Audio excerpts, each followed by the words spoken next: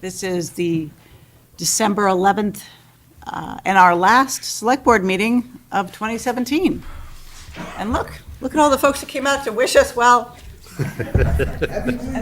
Exactly, we'll have to make 2018 even better. I thought was what it was So- now. We have a fairly robust agenda and some really fabulous things, which I suspect count for a lot of the people in the room. So let's start with the consent agenda, the town accountant's warrants, our gift acceptance, Bullock Lawton, Inc., of $2,000 to the Council on Aging gift account, which is a wonderful thing to have received. And then we're going to accept the minutes from 9:25, 10:02, and 10:17.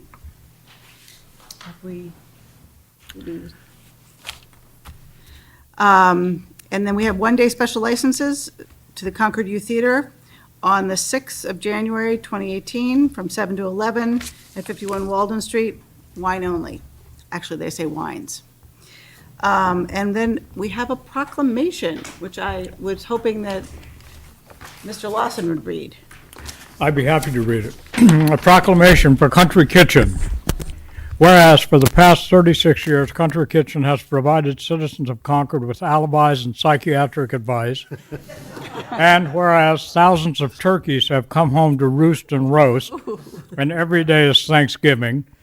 And whereas Monday is chili and American chop suey, Tuesday is meatloaf, Wednesday is franks and beans, Thursday is turkey salad and mac and cheese, and Friday is lobster salad.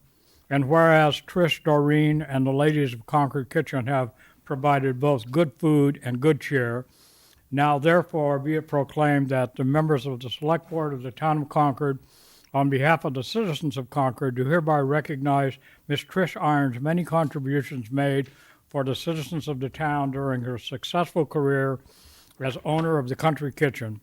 We extend our personal best wishes in her well-deserved retirement and for continued success in life's pursuits. Proclaimed today, this 11th day of December, 2017. You're here.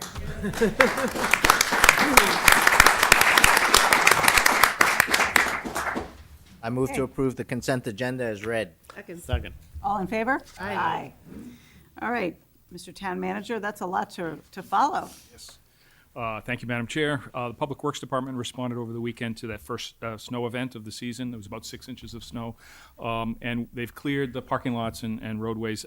They've left in place the snow banks in the village centers to see whether the snow turns to rain tomorrow, perhaps melts away some of that snow, or to see if we get greater accumulation. And then whatever's left later in the week will be picked up.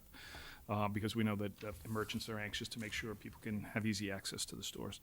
The Natural Resources Commission considered the application for 1440 to 1450 Main Street and did determine that there's no jurisdictional wetlands on that property, but they're looking at a 36-unit PRD for that Main Street property. The commission also heard the town's Cambridge Turnpike Improvement Project and expects to close the hearing at their next meeting and issue the permit after that. Kate Hodges, the Assistant Town Manager, has prepared a draft memorandum of agreement concerning CCTV that will be submitted to the Carlisle Board of Selectmen. It would be an intermunicipal agreement between this board and the board in Carlisle over management of the cable studio and the other resources. So I'll provide you a copy of that shortly, and we'll be meeting with Carlisle Selectmen in January. The parking management team reviewed the board's comments at your last meeting about improvements that we can make in our parking management plan, and they will be taking another meeting to discuss the different recommendations that the board asked be reviewed, and you'll be hearing back from them in January. And these were the recommendations to do with parking in the center of Concord. That's right. The pay by phone only, among other things. The greenhouse gas study on how we're doing with greenhouse gas, Kate has prepared the RFQ, request for qualifications, not request for proposals, and we expect it to be in the Central Register next week, and I have asked her to share with you and Alice copies of that in its current form. And will that be something that, you said Kate, but that would be Kate Hanley, right? Or is that Kate Hodges? That will be Kate is preparing? managing the project. Eventually, Kate Hanley will. Well, that's what I was wondering if we She's had- Kate. Fair enough. There's two Kates. Yeah. Our And new Kate Hanley, our sustainability director, will eventually take over management of the Right. the contract. Light Plan has installed 200 of the 600 LED streetlights that we received a grant for, so we should see some savings in both maintenance costs and energy costs. And lastly, the Harvey Wheeler roof tiles are being replaced, so you'll see scaffolding around Harvey Wheeler as they remove the terracotta tiles and replace those, and the project will take about 2 weeks to complete. So that's all I have. Well, thank you. And now I suspect the reason for so many of our attendees, which is the gift acceptance of a robe. And I'm not quite sure who's running the show here, but I know it's not me at this point. Well, John and Colin. I believe that and Sue John are and the Sue that are co-chairs. co-chairs of our Nanai, Friends of Nanai. This is a gift from Nanai to the town of Concord. And I will unwrap it, and then we'll hold it up.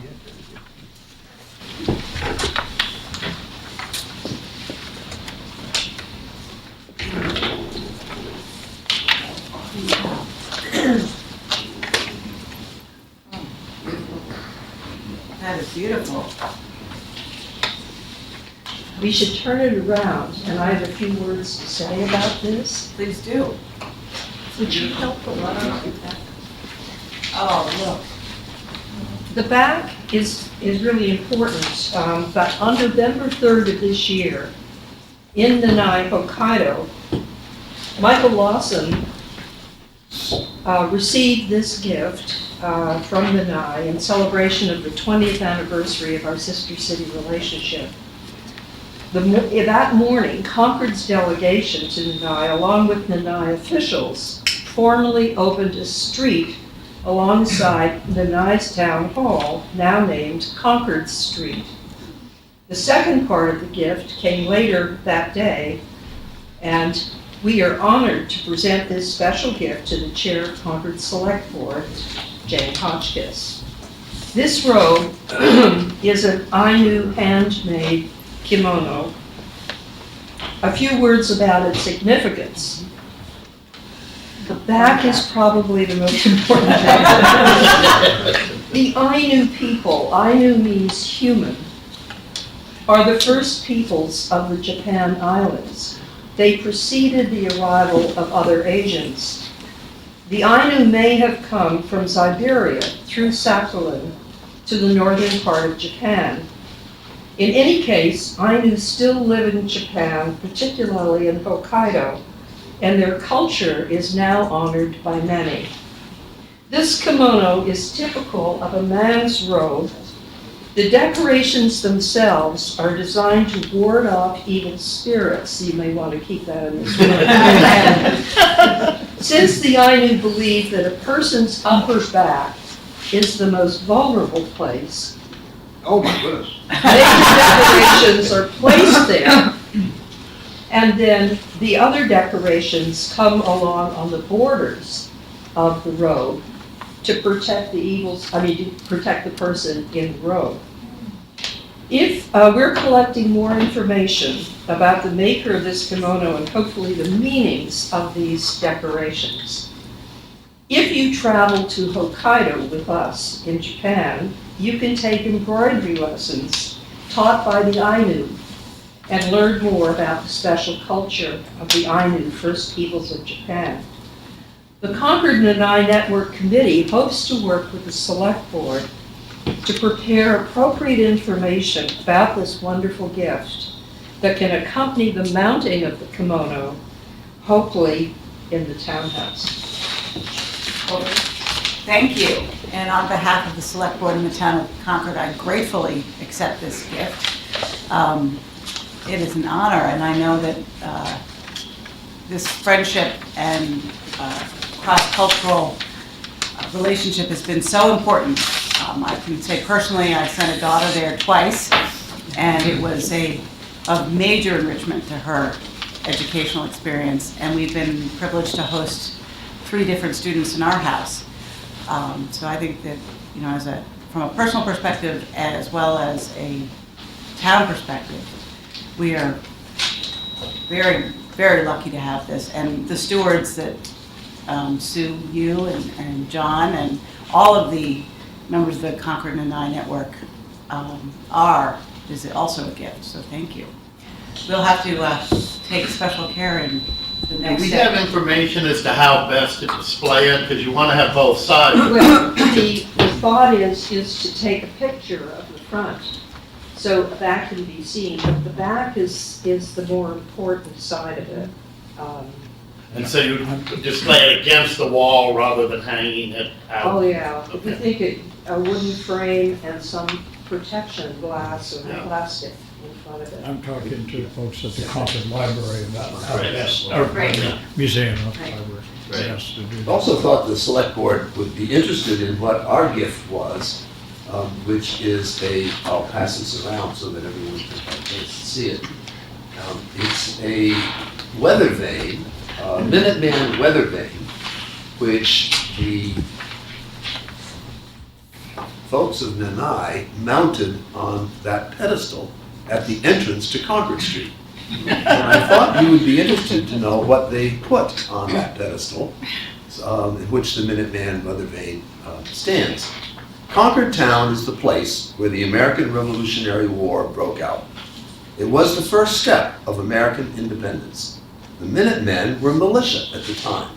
Their namesake came from preparing for battle in 1 minute when called. They are symbols of Concord town. To celebrate 20 years of sister city alliance with Concord and Nanai, the Minuteman weather vane was presented from Concord town to Nanai. 3rd day of November 2017. Lovely. I don't know if you keep things like this in the records of the select board. We should. Oh, here it is. Put them in the minutes. Thank you. Yeah, absolutely. And I also wanted to pay a particular tribute to Lee Flight who's here. Where's Lee?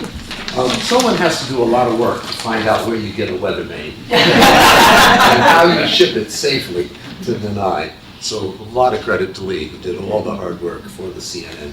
And that's a replica of the Daniel Chester French? Yes, exactly. Right. Exactly. And I think we shouldn't finish tonight without remembering Tom Curtin. So much of this work, he started, he carried it on, and we're all deeply in his debt as we carry forward.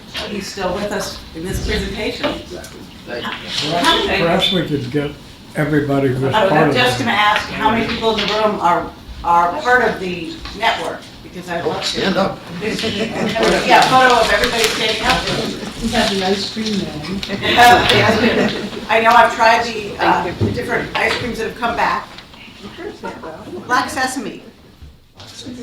And Alan, when you can do Sure. We enjoyed the sights and the sounds of Japan, and on behalf of staff who was able to attend and represent Concord, had a wonderful time. There was also flavors of Japan, and while I couldn't get the fermented soybean here I would like to tell you that the chocolates are pretty amazing, and this particular box was purchased at the clock tower in Sapporo. And the clock tower was actually designed by William Wheeler of Concord. And so I thought I'd bring back a little bit of the history, and in fact, modern history in Sapporo has really been framed significantly by Wheeler and his influence in the agricultural community. This pretty interesting structure is not significant in scale anymore, but in its day, in the late 1800s, it was one of the largest structures in the city. Now it's dwarfed by sort of modern Sapporo, but they still revere it, and it's recognized as sort of the beginning of the modern history in Hokkaido. So just want to, I thought you should taste the flavors. Some of you have been there and will enjoy it, but I'd just like to add that when we went through the Waterworks Museum in Sapporo, people who worked there found Alan and interviewed him and took him around. We were sort of a god. well, I was this towering figure. Never experienced before in my life. Just don't move. Thank you. Jane, with the select board's approval, I would like to ask the town moderator if she would allow the road to be presented at town meeting on that second night so that the entire town could see it. I think that would be wonderful. I'd be happy to ask the moderator. We'll have to keep it in a special place until then. Well, thank you all. Thank you. Thank you. Mike, you should make the motion for that. So what? You should make Make the the motion motion. I move that we ask the town moderator to, to accept the. Accept the gift. I move to accept the gift of the new robe from the residents of Nanai, Japan. Second. All in favor? Aye. And now I believe we have the comprehensive long-range plan update.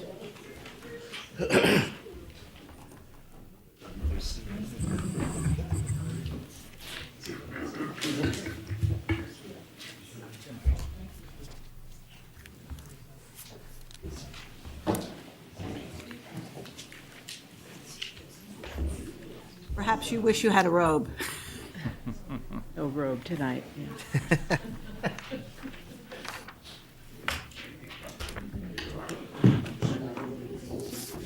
Okay.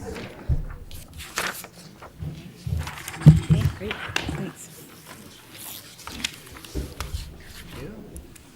And while we were a little lax in remembering to identify yourself during the presentation, if you could, that would be great.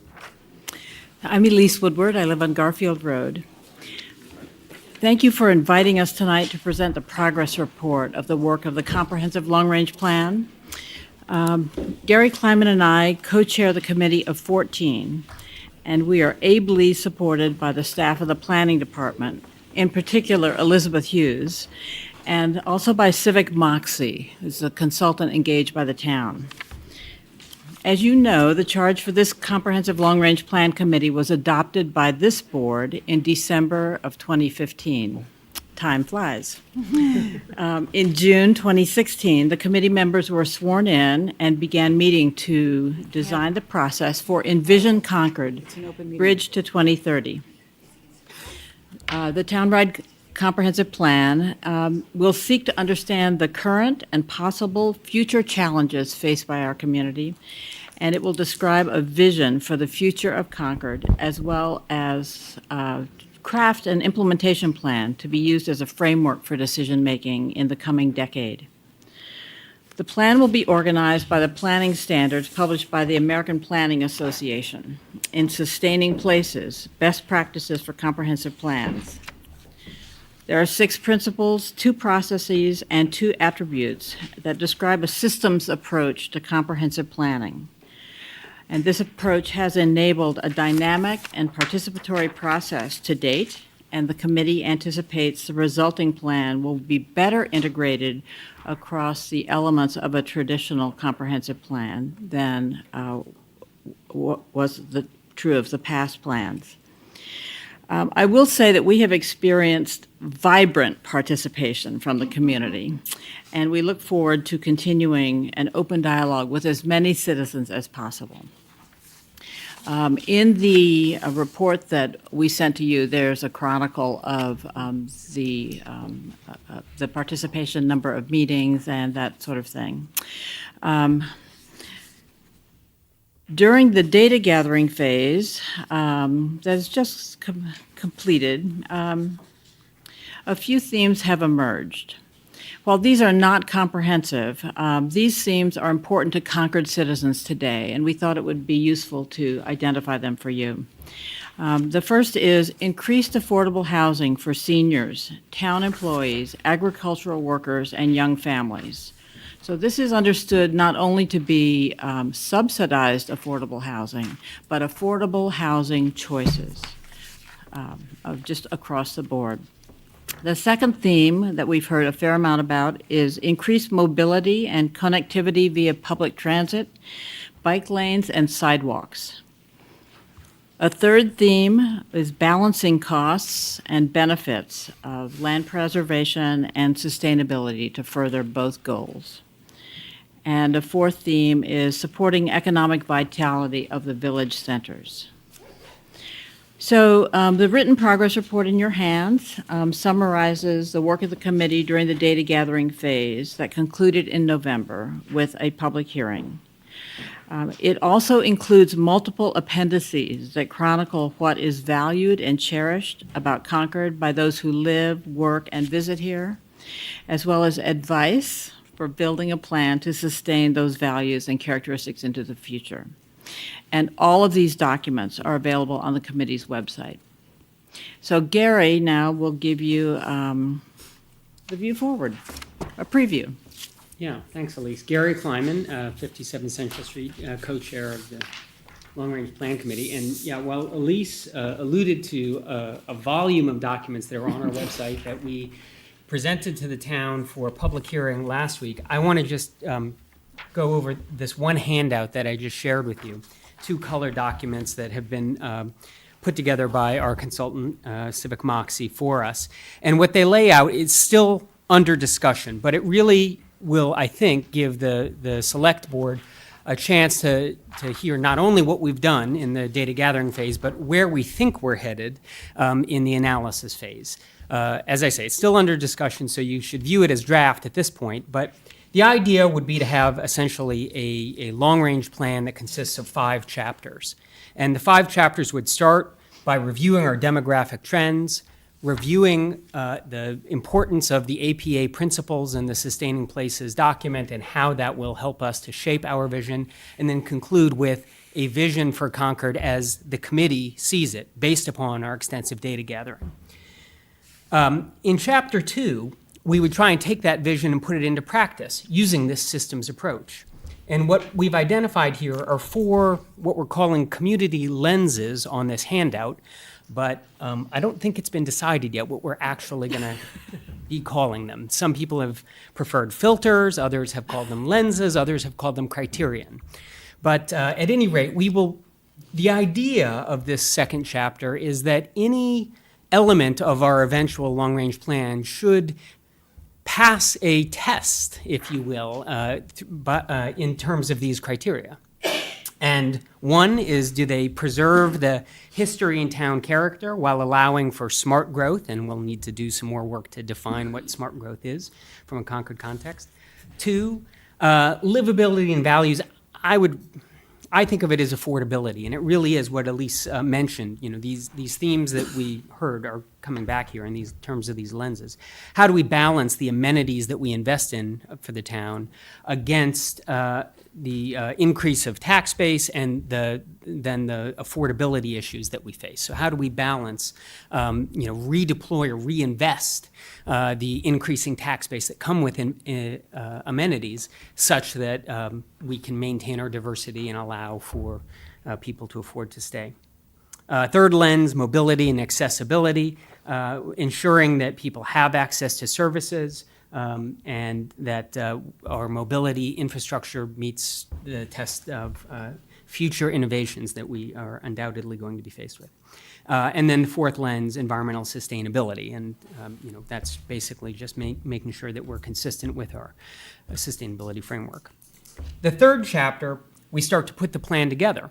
Once you've looked at these filters or these lenses and identified plan elements that fit within our town's character and meet all of those tests, then what are the opportunities? And again, you heard in the themes that we gathered from our data gathering phase, or heard in our data gathering phase, tying economic vitality to the culture, arts, and tourist economy that Concord already has, but we believe could be strengthened.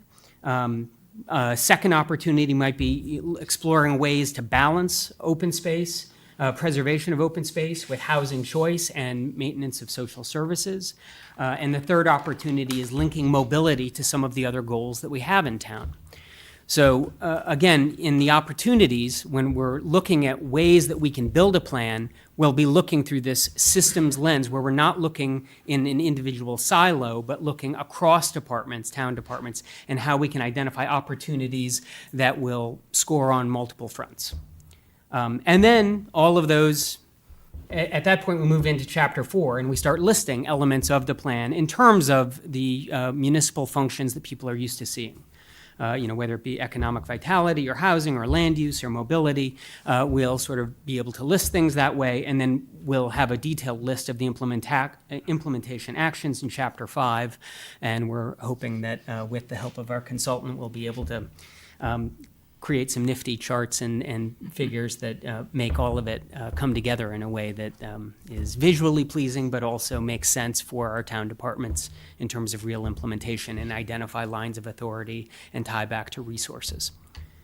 So that's where we're headed. The back of the page just shows you a little schematic diagram that sort of lays out the process for how we get there with the filters that we talked about. The big opportunities are labeled number 3, and in 4 you're starting to line them up in terms of the various departments, town departments and functions. But hopefully that gives you a sense of where we're headed. Questions? Well, as the lucky member of the select board that has been the liaison to this endeavor, and it's been really quite impressive. I know the public outreach, I think it often, you know that you've started to really change the level of engagement when people feel that we haven't done it enough. And I think that this has been an amazing effort so far. But again, since I'm probably more intimate with it than the rest of my colleagues, I'm going to defer to questions to those who probably haven't been in the middle of it. Anybody on the board? I too have been at some of your sessions and greatly appreciate the work you've done to include other people in it. If I look at the your chart seems pretty self-evident to me. The implementation, I get that pretty effectively. This is what you need to do. I get it. The word I see missing, and maybe it's just a symbol for it, is goals. Is the plan going to articulate on behalf of the town what goals we should be striving to obtain in order to do the kinds of things that you've identified for us? Isn't that what's going to be in plan elements? Or Yes, I think it will come attached to the vision and goals in the first chapter. We'll lay that out. in specificity? I suspect that the goals will be more conceptual than specific, and that the implementation plan and action items will give the specificity. We also anticipate that they will have some suggestions for measurement, so that we can, over the course of a decade, would be able to plot progress toward the implementation plan. We know that from the 2005 comprehensive plan, approximately 60% of the action items have been addressed or are in process. Mm-hmm. And many of the others that have not been addressed or in process are no longer applicable. So I think that's one of the challenges with a comprehensive plan that's going to be in effect for over 10 years, that it needs to have an iterative approach built into it somehow, some feedback loop within the plan, so that as things change, or there are many conditions that are outside the control of Concord's government that will affect the town in the next 10 years. So that kind of systems, anticipating a systems feedback will be important to do. Is there any area in the plan that has addressed ethnic and racial diversity in the town? So the principle that addresses diversity is, I have to look it up. Interwoven equity. Interwoven equity. So it's diversity, both economic and ethnic, but also financial, diversity. And how much sort of input or change, if there is a major tax change in terms of deductibility of real estate taxes, has that been taken? Let's see. That's going to become an issue. Did you bring a crystal ball tonight on that? I believe we were delivered. So, there. So I think that that's an excellent example of an external force or factor that would influence Concord that we have very little control over at the moment, and in fact, very little specificity about today. So I can't say exactly how we'll address that, But I would say that, irrespective of what happens in the future, we have heard from our data gathering phase that already there's a significant percentage of the population who are feeling pressed in terms of affordability for living within Concord. So regardless of whether it becomes less affordable or more affordable in the future, I think that there are actions that we can look at in terms of, as I started to mention, looking at the amenities we invest in to make the town desirable.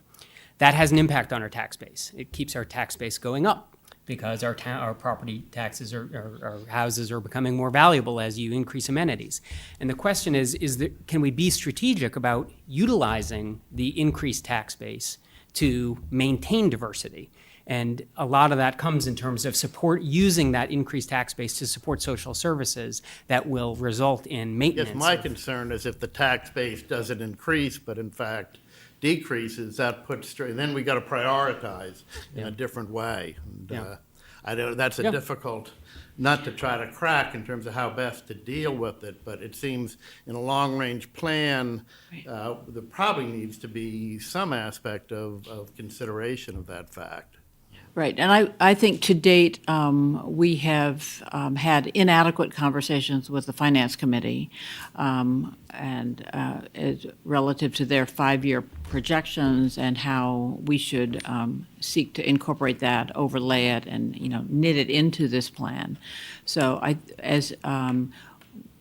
my guess is that we will engage the Finance Committee in a month or two when we have more specific plan to discuss with them. And I think the same issue has come up with the school committee. We feel like maybe we need to huddle with the school committee as well as the finance committee, because given the importance from, our input from the town of those two issues.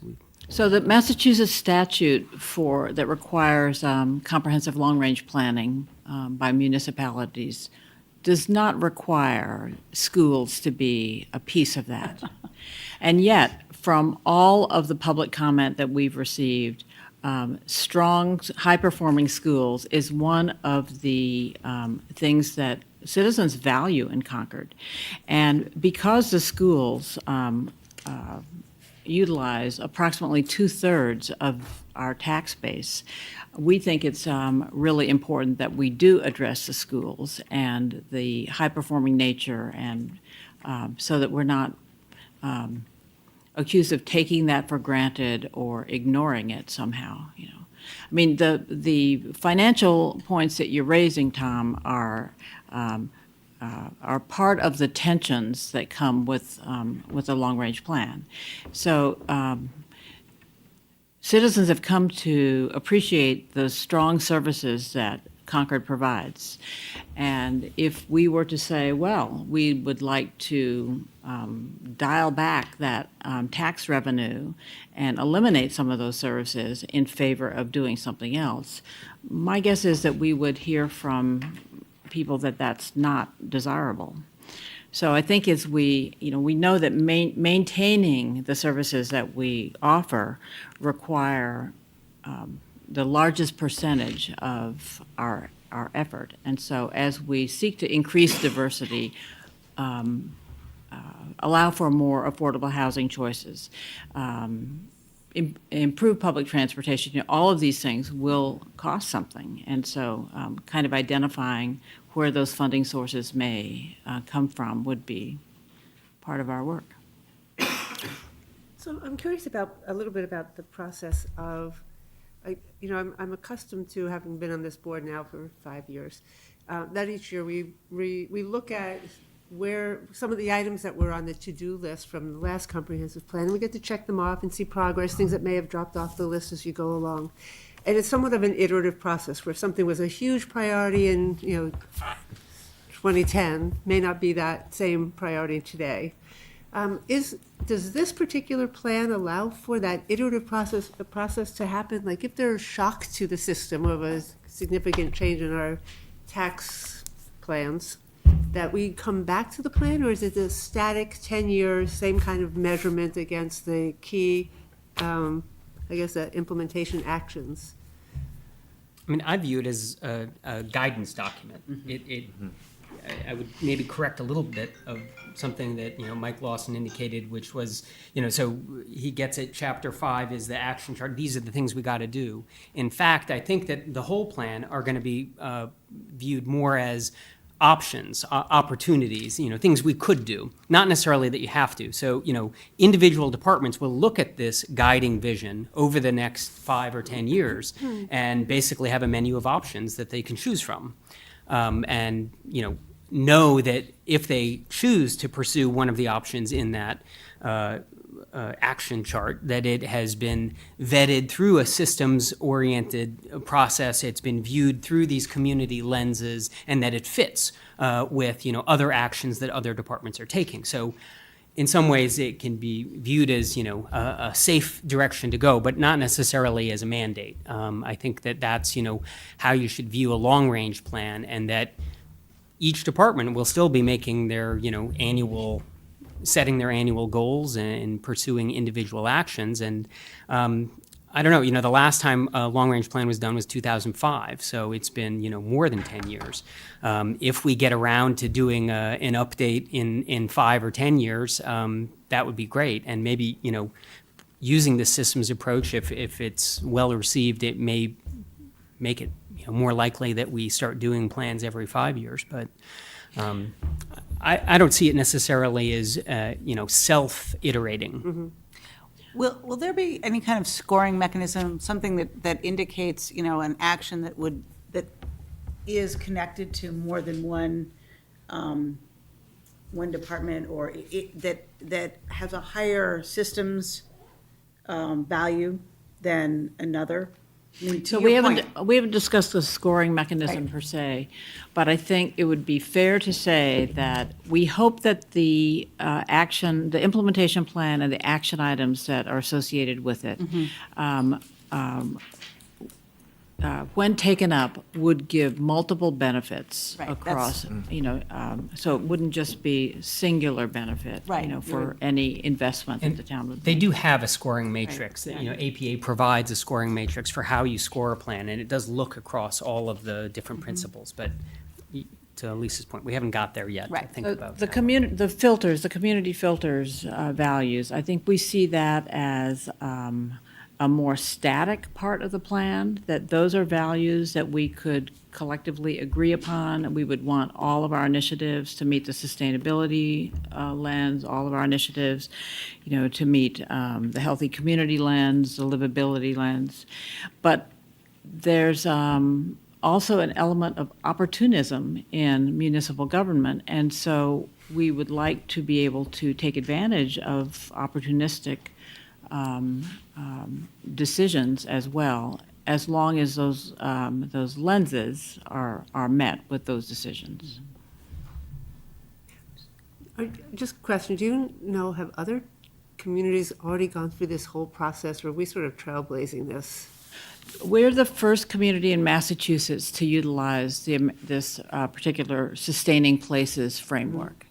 But there are cities and towns in other states that have used them and have won awards for them. The committee's looked at a number of those plans as well. So, and when the Energy Future Task Force was at work, it looked at plans from many different communities, especially in New England.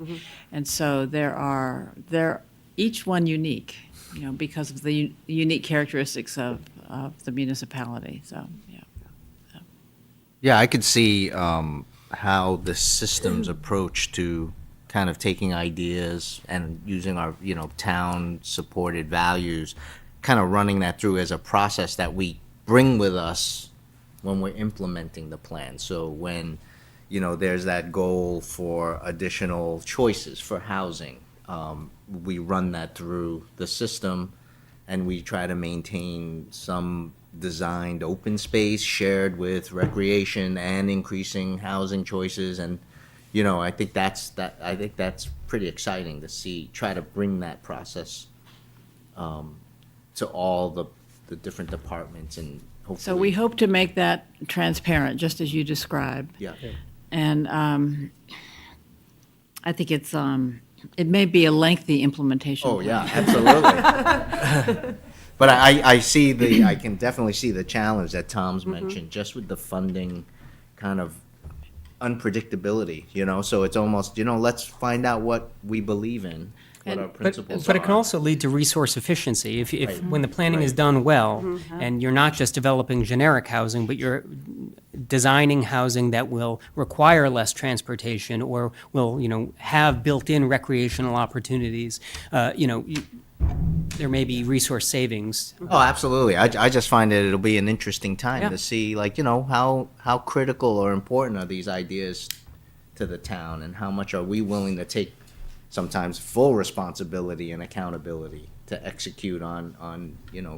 So I think there's also an element of leading by example, that this plan will frame a future for the town government, the municipality, to lead by example in many of these arenas. And so there will inevitably be an education component that will be desirable to encourage average citizens to follow the town's example. Sure. Great. So, wish us luck on that. We do. Just because we're being broadcast and taped, you might remind everybody of your next open events that are coming down the road that people might be able to participate in. So our committee meets on Friday mornings from 8 to 9:30 every other week. Our next meeting will be December 22nd. We do have a quorum for that meeting, and we will. We don't have future public hearings or meetings scheduled at this time, but we will.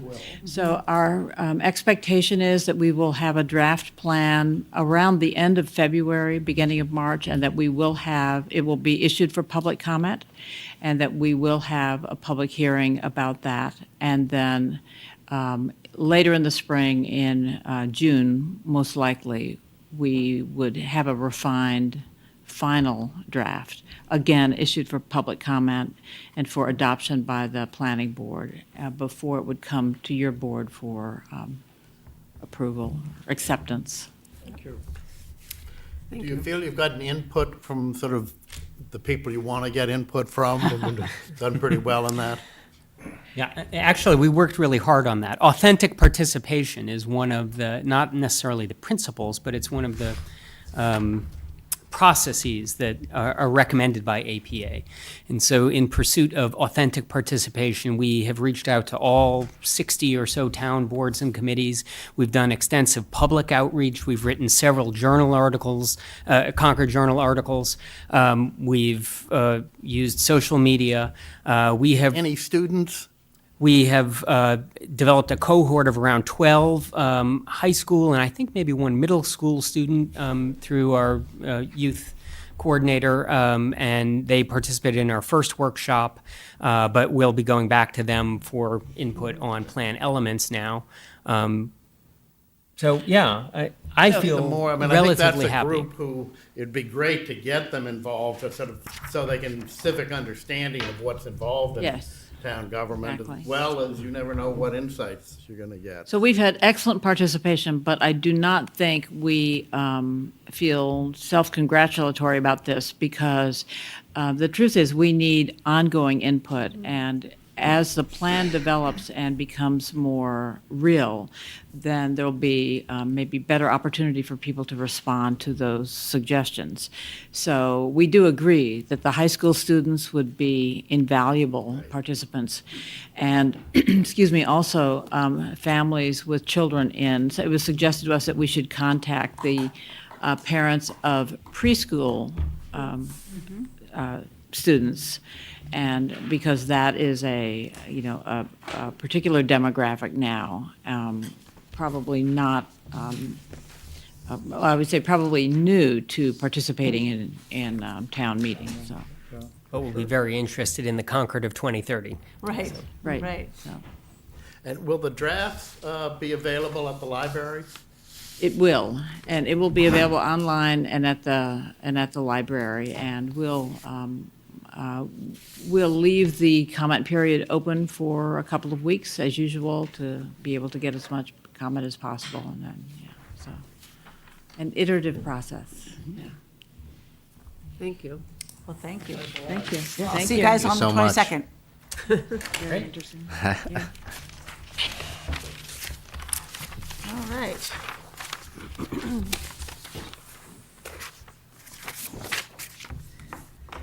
All right, so I believe that we are now moving on to a robust discussion of marijuana policy. I think we have members of the Board of Health and of the Planning Board and the Finance Committee here. I'm not sure how we want to stage this. Is this, we're going to hear from individual committees first? Alice, So- you've been very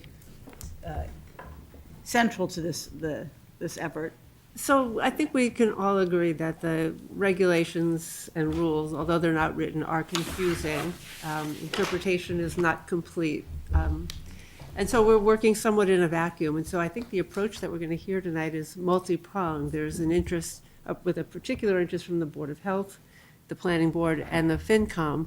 So this is in preparation, again, for our town meeting. But we also, did you get to see today's email? Did everybody get this? There are a number of questions that were asked by both the Planning Board and the Board of Health that we got answers to that are somewhat important to our strategy on how we implement town meeting and maybe the townwide ballot question as well. The select board got it, okay. So we have some answers if you don't have them. So let's start with the Board of Health. Right, and if you could also identify yourselves for the viewing public.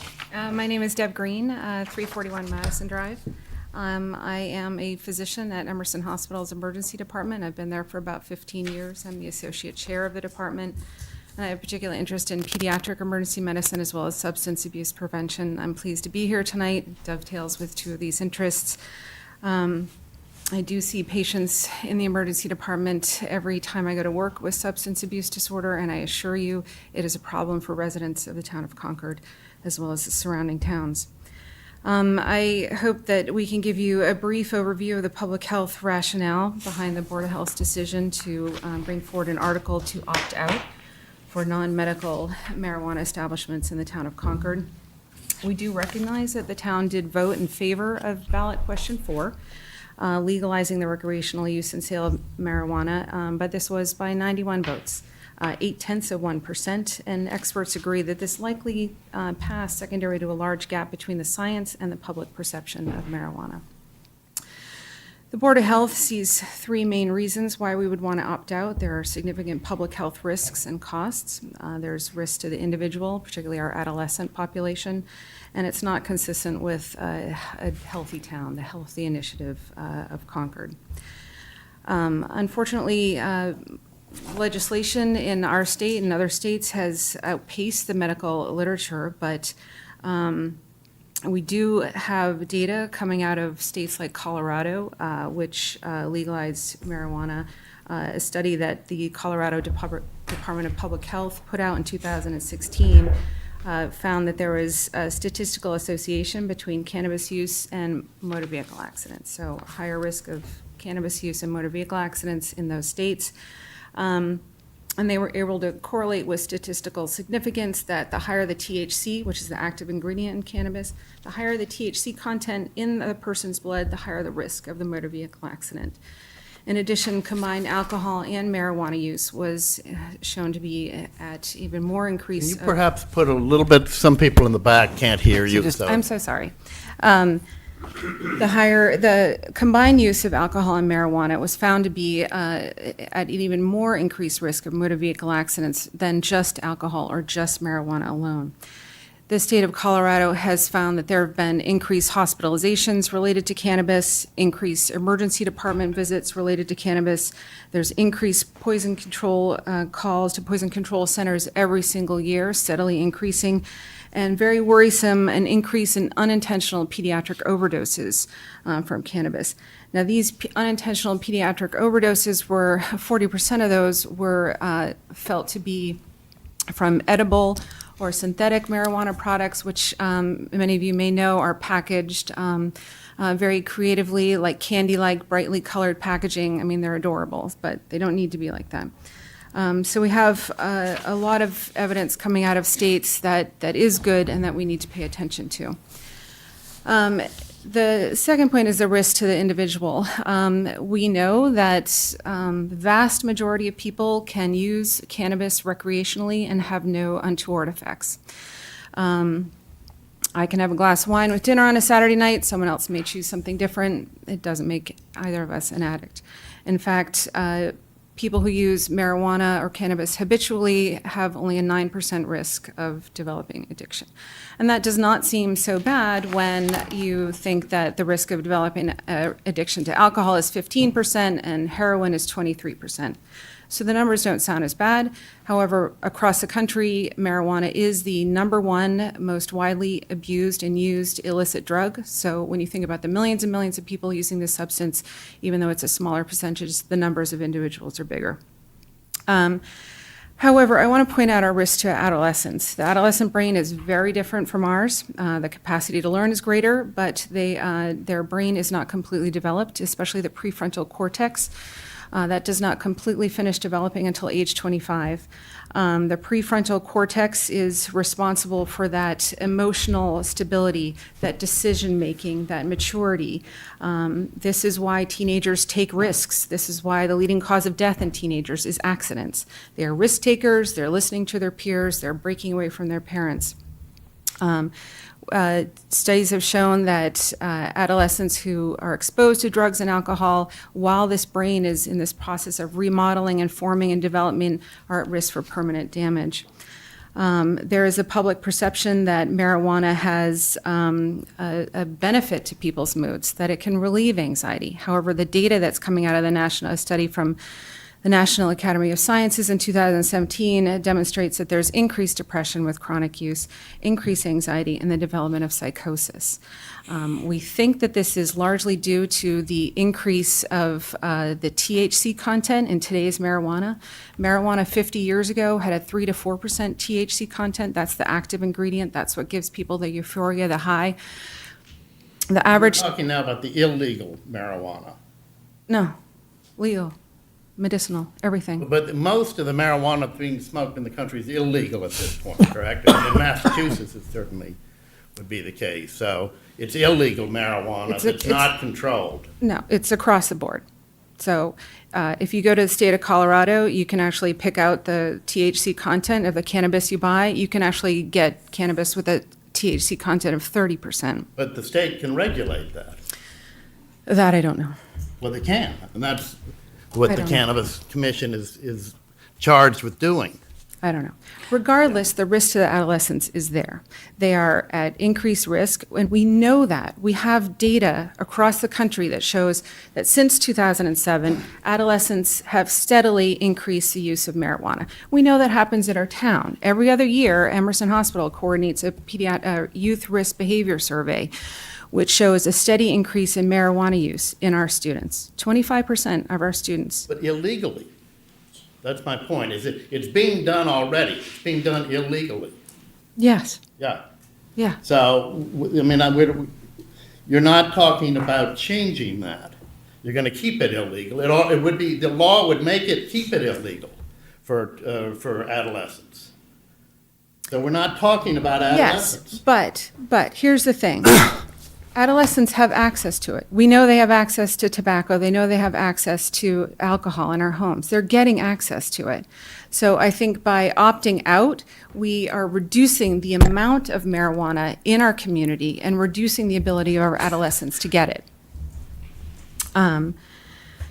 So let me just finish. The message is my final point. if we do not opt out of this, it sends a very powerful message that alcohol, tobacco, and marijuana are no different from each other. It would, we would be decreasing the public's perception of risk if we did not opt out. It would make marijuana more available, and we know that if it's more available, more people have access to it, including vulnerable population. And it sends a message to people that this is a normal part of life. We, in the town of Concord, ban single-serve water bottles, we ban polystyrene, we ban plastic bags because of the risks and their impact on health and environment. Retail marijuana is not consistent with the Healthy Concord initiative.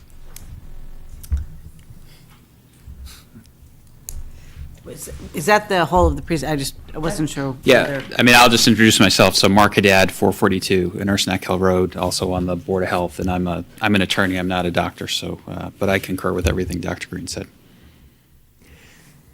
So some clarification. Today, we received some responses to questions that the Board of Health had raised. One was whether we have the ability to locally change the age of sale. It's currently set at 21. I think there was discussion at the Board of Health whether it was possible to raise the age of sale in Concord to 25. And if I've read these responses, we can regulate the age of sale in Concord. So if we were to, we'd have to think about what the opt-out question looks like. Is it opt-out and we included something on raising the age to 25, or is that a separate action we'd have to think about? But we at least know that we have the ability to do that. Can you recall another question that we had specifically to the Board of Health, and I'll try and find a response. Can I just add a point to that? I mean, the town of Concord, the tobacco regulation here for the town of Concord is that we don't sell to people under the age of 21. Yep. And we fail on that. I mean, look at the Board of Health minutes for past meetings, and we've issued citations and violations for, adolescents getting tobacco. So we fail on that initiative. So I don't see how we'd do any better with marijuana. Isn't it true, though, that tobacco has probably been the big success story of reducing use because we've increased the taxes, we've kept it legal, we haven't put it in the underground? I mean, compared to 25 years ago, the number of people who smoke is substantially reduced. So And it seems to me that what we're doing by banning everything is creating the black market, which gets the kids to go to unauthorized sellers. They're not going to stop using it just because we say it's terrible, it's terrible. You've got to educate. Clearly, that was done in the tobacco, and it was successful. It also is done largely, I mean, the alcohol, the biggest problem with the alcohol is drunk driving. We have very strict laws on that. And, I think the reduction has occurred, not as much as we'd love to see.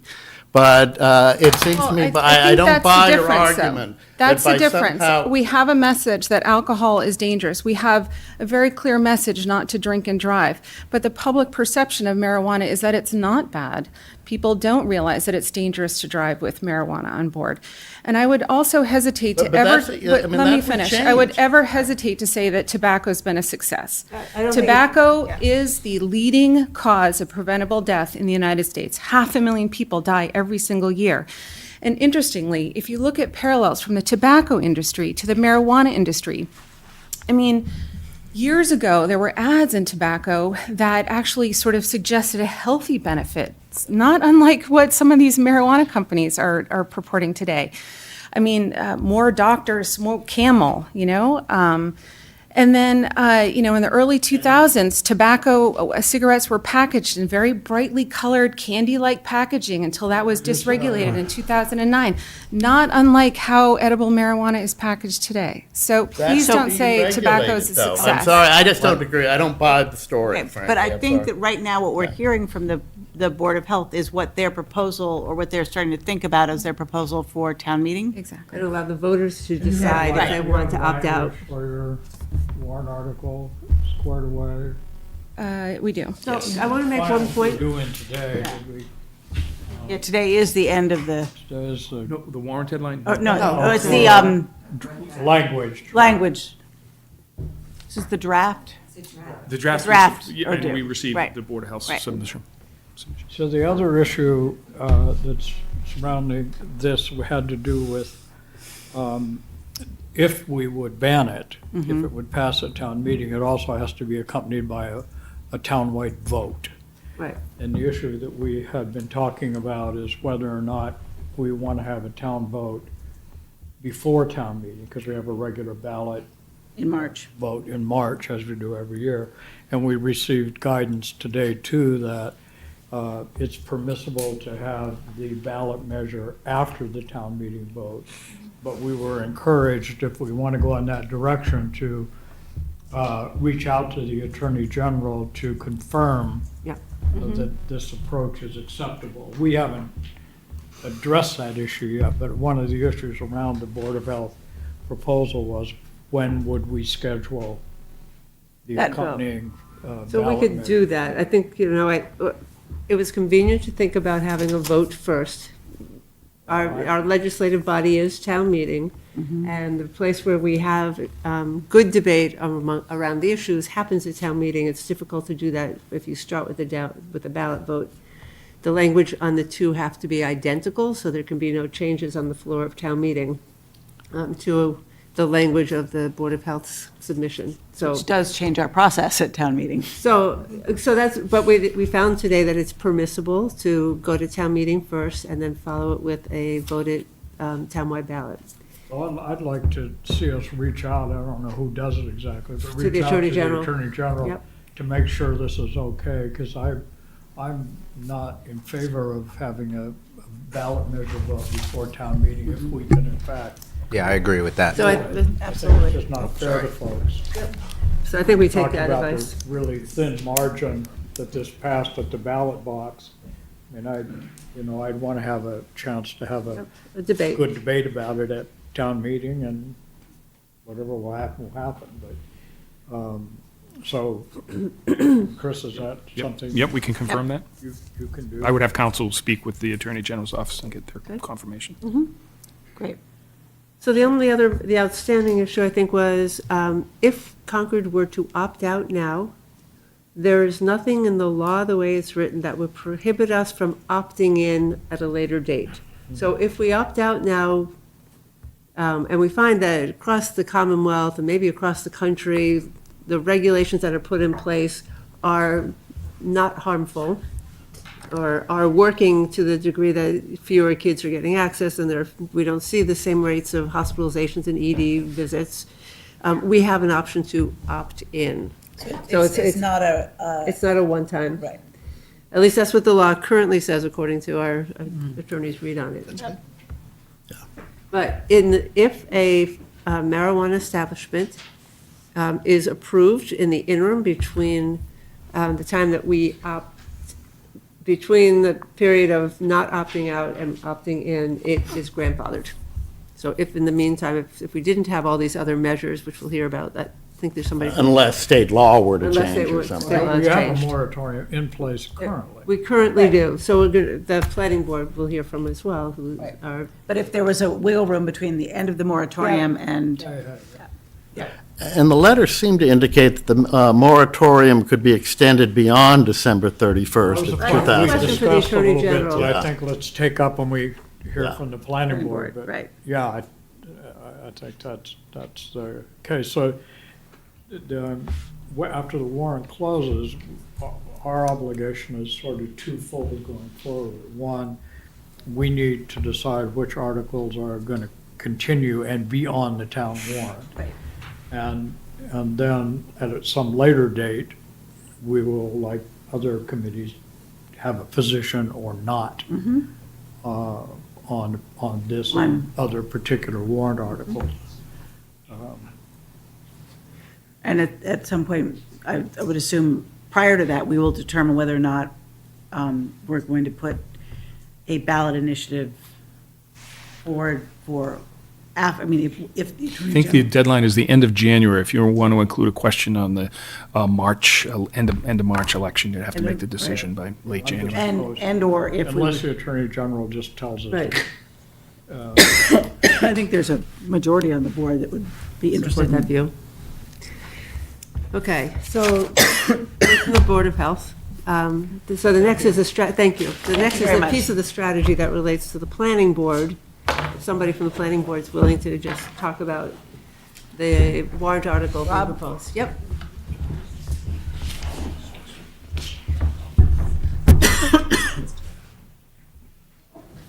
Good evening, Robert Easton, 85 Revolutionary Road, member of the planning board here speaking on behalf of the planning board. I didn't come with any prepared statements other than the draft article we presented the week before last was basically in reaction to what other steps that the town might be taking.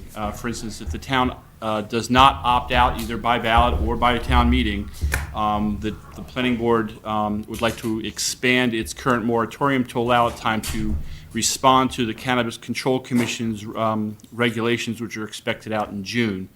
There are some other scenarios that as to why we should still move that article forward based on the feedback you got from town council today, basically giving you a stopgap.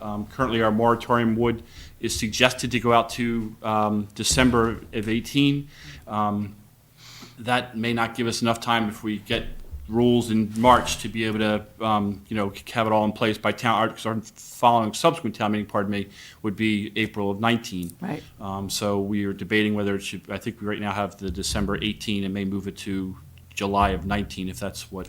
Post-town meeting and Post-town yeah. meeting and post enough time to do the actual planning. Again, so I'd say the moratorium, the suggested moratorium articles is out there for two reasons. One, again, in possibility the town does not move to opt out, and then two, as we learned today, that the extent the town does move to opt out, to give us that window of protection to extent that's challenged in court or other processes, is my understanding of the circumstances. When does our current moratorium end? July 18. July 18th, so this extended from 18 July to December. So, Correct. that may be a second question for the AG's office, is whether we have the ability to extend the moratorium past the date of our town meeting, which we can assume is sometime I in thought there was April. some comment on that in the memo. There is. That I said think that they said they that could. they're currently looking favorably as extensions beyond December. They're looking favorably is a little different than allowing by right, Well, I don't think you'll get an allowance by right because it doesn't exist yet, is the point. yeah. But it sounds like something to put them. I would really encourage you to go out to July or to April or something. Well, I think where we are now, we'd like to move that out on the floor. Well, we have some time. The question is, would you rather ask for more time or ask for less time? And we took at today, the board feels that we should, on the floor, we would ask for more time, not less time. Well, when you submit your warrant article, it's going to have some time in it. Yep. My encouragement would be to get a hold of the town moderator and find out how much flexibility you have on that time, if you should change your mind between January 4th or whenever you get it in and town meeting, how much leeway you would have. Yeah, I think that's an excellent point. In fact, I think we would have further insight into the situation between January and in the middle of Yeah, Right. if you put it in July, and the moderator said, well, if you pull it back to December, I'll allow that as to happen. That might be the better course of action, and then if you learn something in the meantime. I'd feel confident. We'll certainly put the question to town council as to what date to start with Right. and then what the opportunity to move it from there. So town council did advise using the December date. Although it said it was, Possible. they're looking favorably upon We should extensions. pursue that. Right. Okay.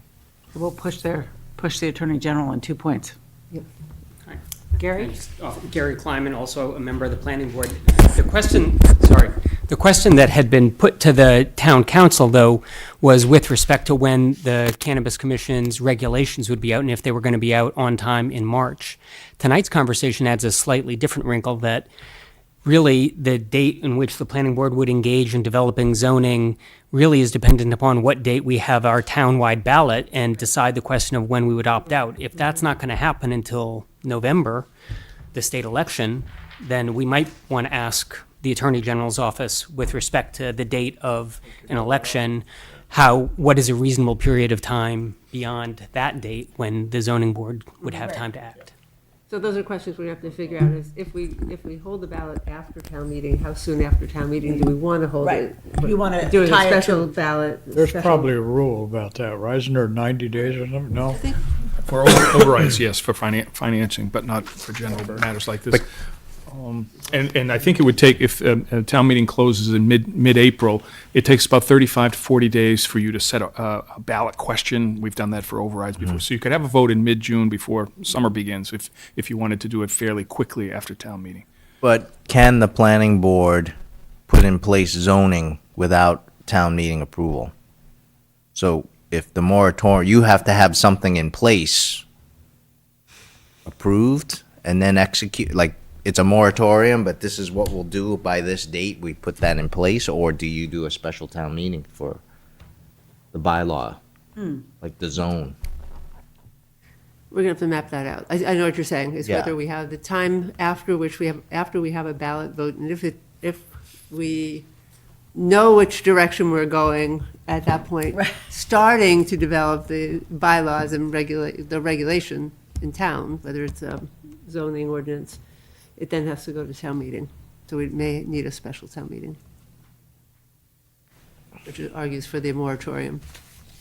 It gives us a little more time to There be able to. wouldn't be a schedule need special for a townwide vote if the town meeting does not vote to opt out. Right, Right. yeah, I mean, that's, Right. You don't call the election. No, we just wouldn't, you Right. wouldn't call the election. And if the moratorium was in place, then we might be able to just wait until November and Yeah. not call a special election, because Right, we'd be banning stuff anyway. yep. a lot of either ors. And Well, so that's the problem with all of this, and so we need to be strategic in how long we want a moratorium to go for, the timing of our, whether we want a ballot first and Well, then town meeting. the town meeting earliest the moratorium would go would be December. ballot. December would be the so- earliest. And so we'd be okay, because the election would be in November, the general election, 2018 would be in November. So we could get Or a it could be in definitive answer. July, Yeah. the previous July. Well, It'd be nice not to have to call a special election, though, and just spend 10 grand doing that.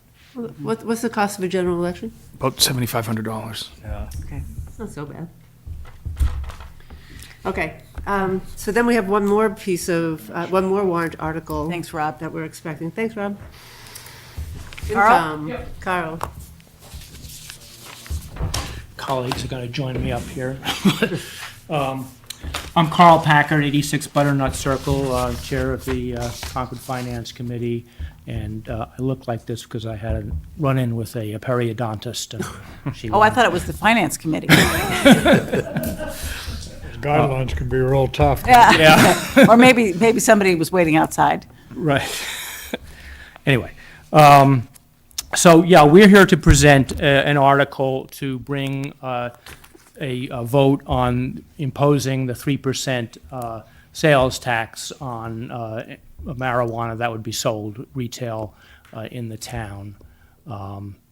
And basically that, I don't have a whole pitch to deliver on that at this point.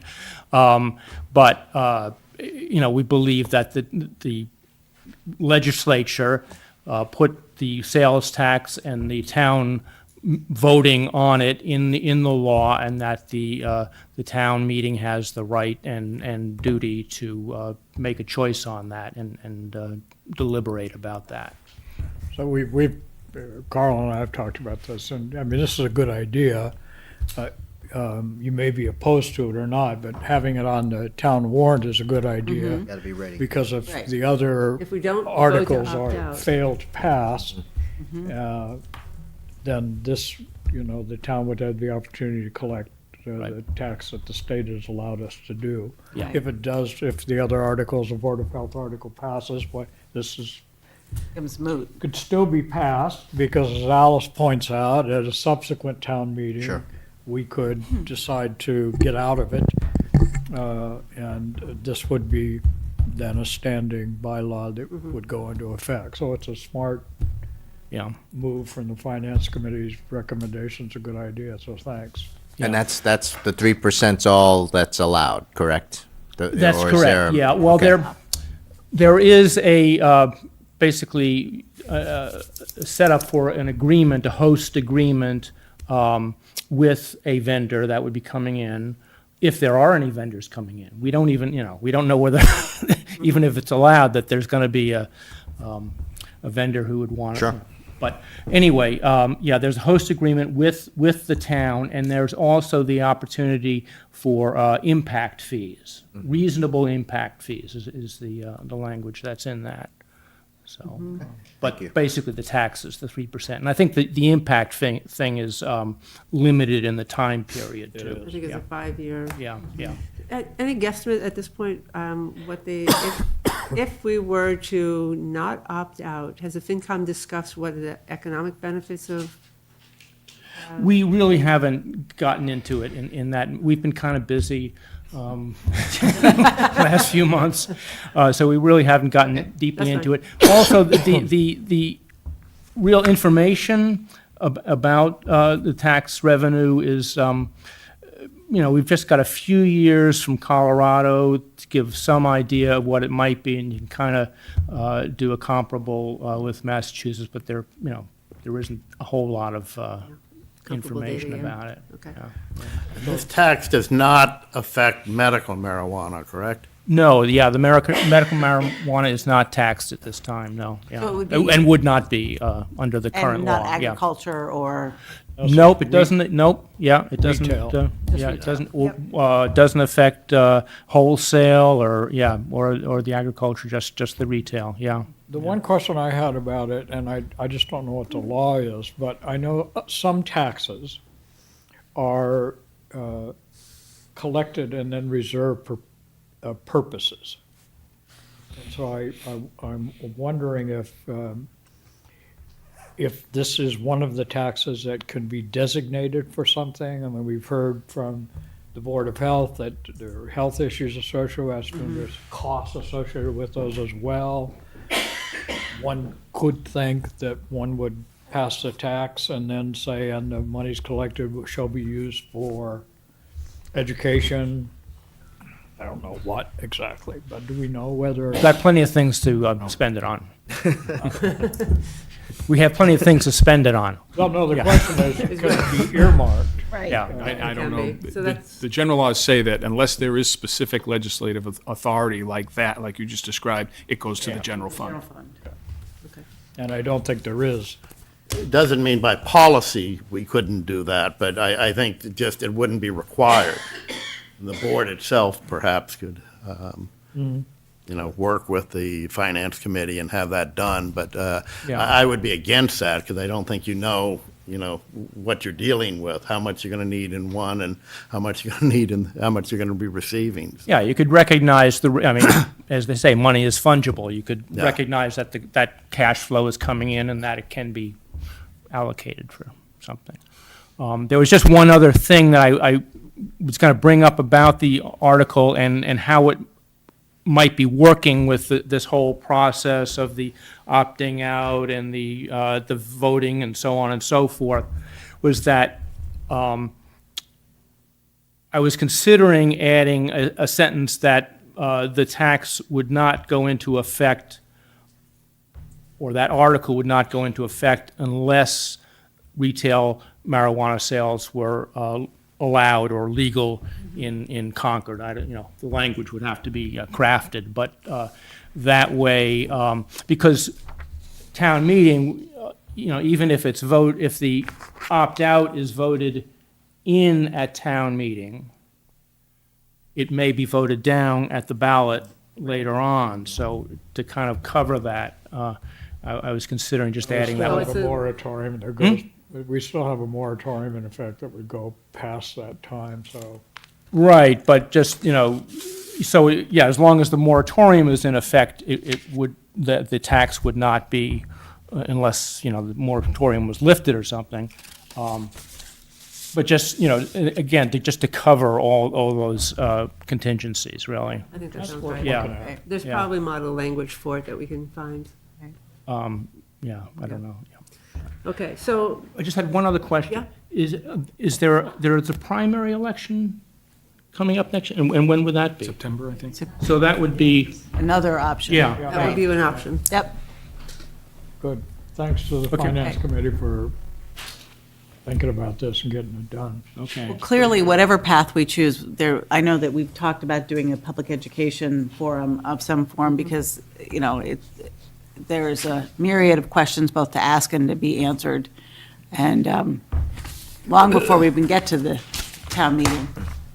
So, Yeah.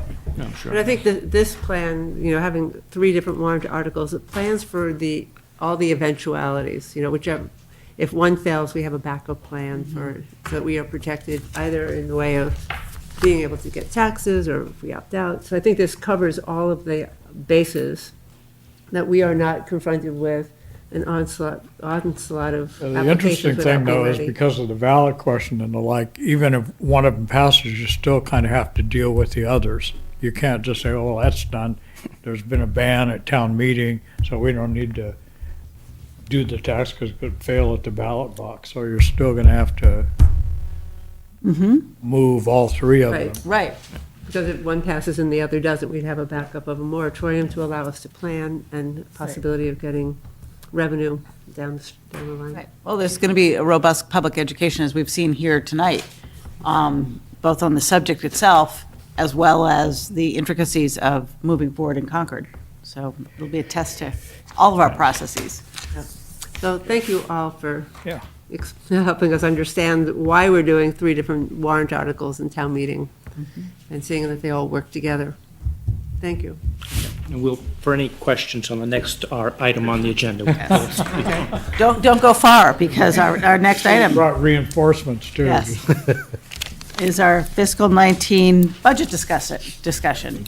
So, I think so. At the town meeting. So the next topic is the budget discussion for next year. Absolutely. The Finance Committee issued its guideline, voted on its guideline its last meeting in November, and then just today, I think we received the notice from the Finance Committee what their formal guidelines were. So attached to your agenda in microscopic font is a list of financial expenditures. The finance director has prepared a list of sort of mandated expenditure items. It's in the PDF that was sent on Friday. Yeah. online. Yep, online, Yeah. if you have that. Is the last, You have it's to the last turn your head document. sideways. Yeah, you do, so Yeah. I'm sorry about that. So the Finance Committee's transmittal letter indicated they approved a town spending budget guideline of $783,304 above the current year. And my identified list was about $1.2 million on the bottom line of that sheet. Shows what the grand total is. It's $1,149,500, a 4.98%, just under 5% increase in spending next July 1st compared to the current year. So we have a list of, so I'm looking for some guidance from you. I have always conformed to the Finance Committee's guideline, 25 years. So this would be the first time that I'm contemplating not conforming to the Finance Committee's guideline and requesting guidance from the board on this.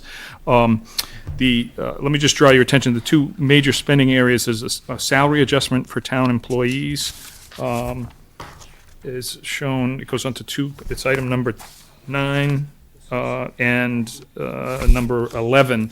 Essentially, union contract salaries are about $475,000, and non-union salary adjustments are another $250,000. So the total comes to the $750,000 that I requested. You've seen in my earlier requests, is what's required for salary adjustments for town employees. That consumes all but $33,000 of what remains if the salaries are funded at a 2.5% cost of living adjustment next July 1st, similar to the cost of living adjustment that was approved this past year. And then the list of rather mandated items that you can see there include if we want to continue the resource sustainability person that was just hired, That's a salary, about just $95,000. We don't need to appropriate all of that because there'll be some funds left on June 30th because we didn't hire the person until November. But we have 2 town elections we've mentioned at $35,000 total. The town audit is increasing. The town meeting and reports are indicated there, rental of tables and chairs.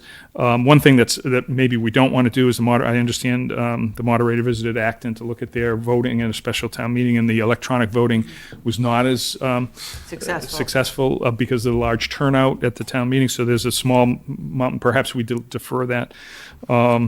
55 Church Street, a new property that we purchased in August and is now occupied. We'll need to have a maintenance and operational budget for that building.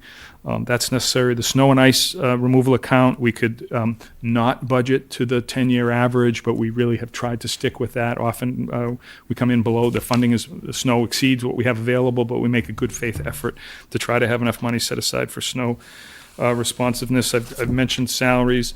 Let me see. Item 12 is the town manager, economic development coordinator. I anticipated that the comprehensive long-range plan folks may be recommending some economic development support to promote businesses. So I've made an allowance of $12,500 there for a new person, perhaps an intern or a part-time person to support business, the business community in Concord.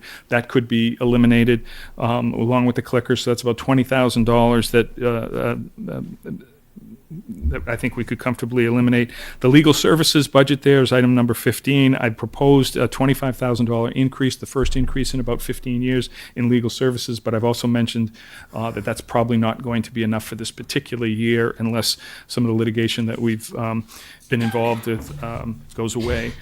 Information services, we have a new position created there. Item number 17 is a new police officer. I'm showing only $10,000, which would be general fund support. The remainder for the $60,000 police salary would come from the Muse stabilization fund, and then the general fund support would increase over a 3-year period, and the Muse contribution would decrease. But it's been, I think, 20 years since we created a new position in the police department, except for dispatchers. So human services, you see some decreasing our increasing our contribution so that the community chest can decrease their grant to the town, which has been long-standing. They've provided funding for those 2 positions there for quite some time. The senior services, we had the continuous demand for van drivers to pay reasonable wage. We pay minimum wage now, we're slightly above minimum wage. There's a need for outreach coordinators to reach out to people that are perhaps living alone and to increase hours for the vans to pick people up. And then the rest of the items I've deferred any appropriations for, and there's some significant important activities. So again, I am about $500,000 apart from the Finance Committee's guideline. Excuse me, at 780 versus it's more like 400,000. And I can see some things in there that I can make a slow. So the question is, and this will be our last opportunity to speak before you see the warrant on January 8th. So I've got to submit a budget. You'll have a chance to revise it on January 8th after the submission deadline, but then it goes to the printer in about two weeks after that. So this is sort of your chance to say, we'd really like you to hew to the Finance Committee's guideline if that's your wish, or that I give you my best estimate of what we want to submit to the voters for their consideration. So that's my simple request. First time in 25 years you're making this request. Yeah. You held your fire well. And Well,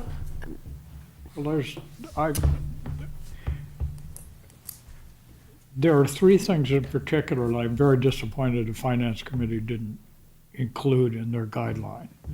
And the reason I'm saying that is because these were explicit actions approved by town meeting. That is a sustainability person, the purchase of the Church Street property where it was clear what we had to do, and it wasn't a town meeting activity, but the reduction in the community chest funds. So I think for the finance, for those activities, I think we should make sure that they are in your budget, because those are activities that are approved by town meeting. And beyond that, I guess I'd like to have a conversation about what other things, but as far as I'm concerned, the town essentially by their vote told us to hire a sustainability director. Right. And it seems to me, So, I know the Finance Committee struggled, and they actually increased, the preliminary guideline was about $150,000 below that, so they increased it by $150,000. I know they struggled particularly with the wage adjustment that I'm proposing for town staff, which again is a 2.5% COLA. We don't like to use the phrase cost of living, but that phrase, and the step increases for those employees that aren't at the top of the scale. And so if to stay within the Finance Committee guideline, it would basically be reducing, perhaps cutting in half the compensation adjustment for town staff to pay for the elections that we know are coming up. The legal, I cannot budget adequately for the legal, our obligations, but we know they're coming, so we should be prudent. Same with the snow and ice. We should do proper budgeting for the snow and ice that we know is coming. So essentially, it would, I'd have to fit everything within the Finance Committee guideline. I would do that by reducing the compensation to employees. And the economy is doing well. Fortunately, unemployment is at a low point for the last 20 years. I think that makes it harder for us to compete with, for IT staff, engineers in particular. We've had a hard time keeping them. Our folks are getting offers from other communities and from private sector employers. And so it's been a challenge the last couple of years to retain people that we've trained. And cutting the compensation, will impact that further. And we lose time when we do have somebody leave after 2 or 3 years of service with us, and we have to recruit and then train a new person. That's lost time. And how do we rate against other towns of our size and in Our terms target is the 85th percentile, so we don't try to be the highest paying employer, but we also don't try to be in the middle of the range around the 85th percentile. And for professional staff, I would say we meet or exceed that. For other hourly employees, we may not quite meet that. There are certain types of employees where we are not at the 85th percentile. We might be average or above average, but not in the range that we target. We have very little control over benefit cost, which, And Concord's on the low side. One of the reasons we're on the higher side on salaries is because we're on the lower side on group health insurance in particular. We pay about 55% of the cost of the health insurance. The employees pay about 47%, and that's low compared with other municipalities that pay 75 to 80% is more typical. So if we factored that in, perhaps we're not at 85. That's right. Right. And have you noticed, has that impacted our ability to, we've talked about retaining, in terms of our hiring or filling positions? It's routinely mentioned. I think that people are excited to come to Concord and be considered for a position, and then they're a little bit stunned to find out that the health insurance participation isn't at the same level that they might have expected from that they're currently getting with another employer.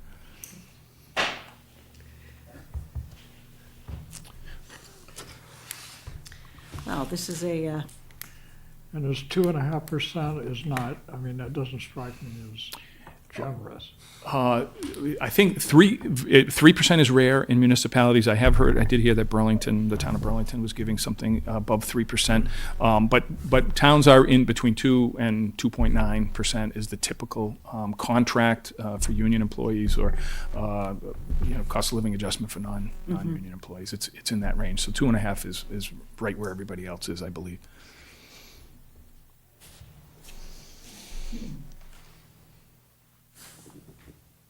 I think the worst place to try to save money is cutting employee salaries, that keeping a sustainable, good group of employees who know what they're doing, get the job done.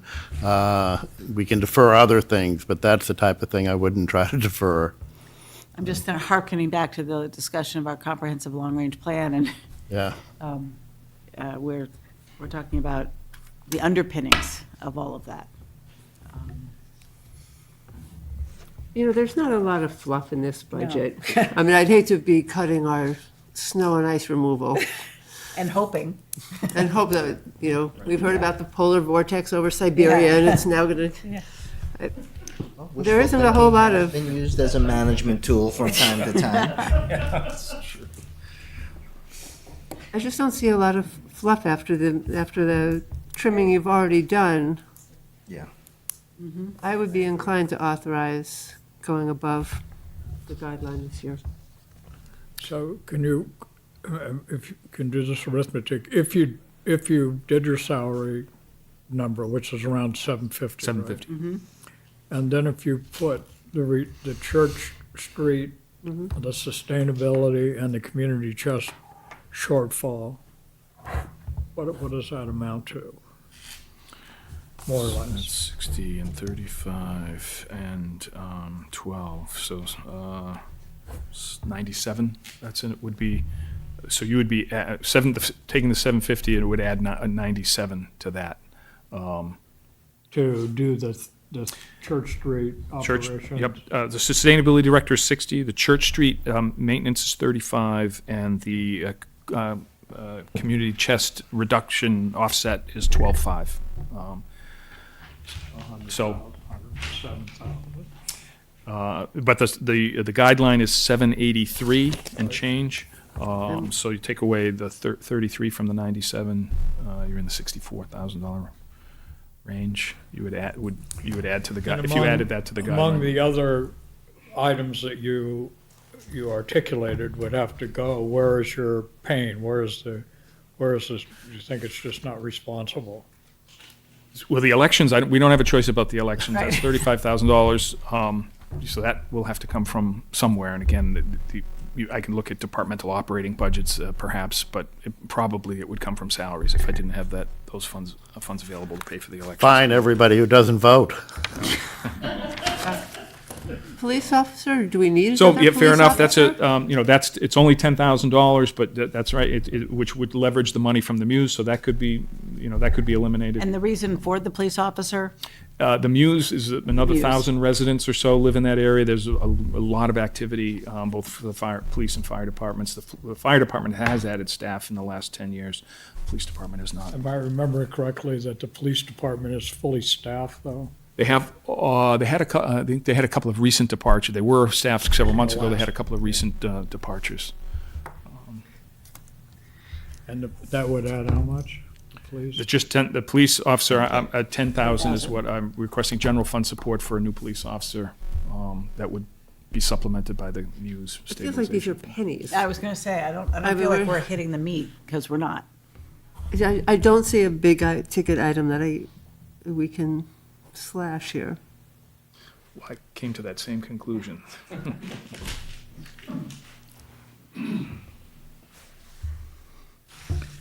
And if those funds were available, so roughly it's about 120,000 less 33, right? So around 100,000.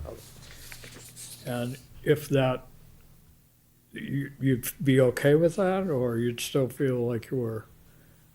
Well, I think that would address the things we absolutely have to, like the elections, we have to do that. So it wouldn't address things like the legal services budget or the snow and ice account. But, again, we could take a chance. And What's your contribution to the snow and ice?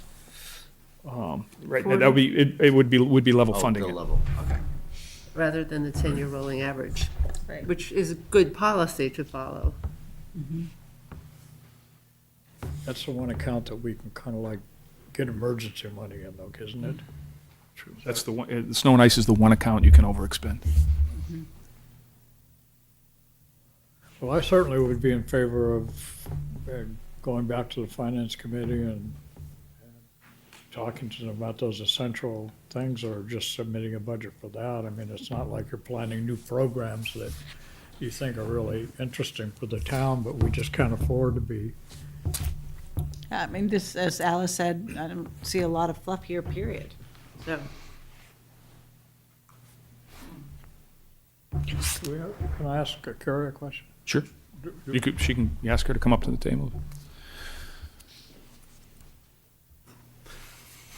So the guideline included $1 million transfer from free cash as is normally done, Yes. right? Yeah. And what's the unused levy limit? The unused levy limit is just under $4 million. And have we gotten our certified free cash yet? I don't remember the timing on.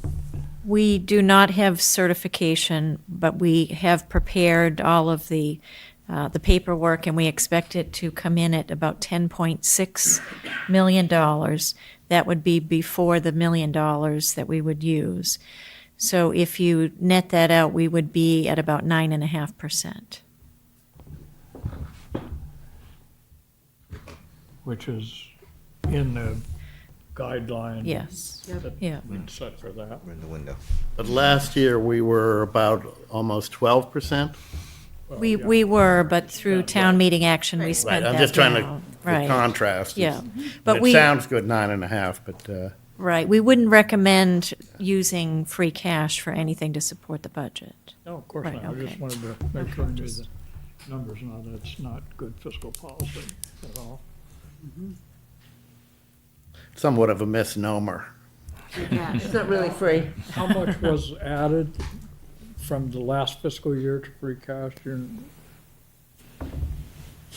Well, we're at about even, Even. if you take out Yeah. the spending at town Wasn't that meeting. even? Okay. Yeah.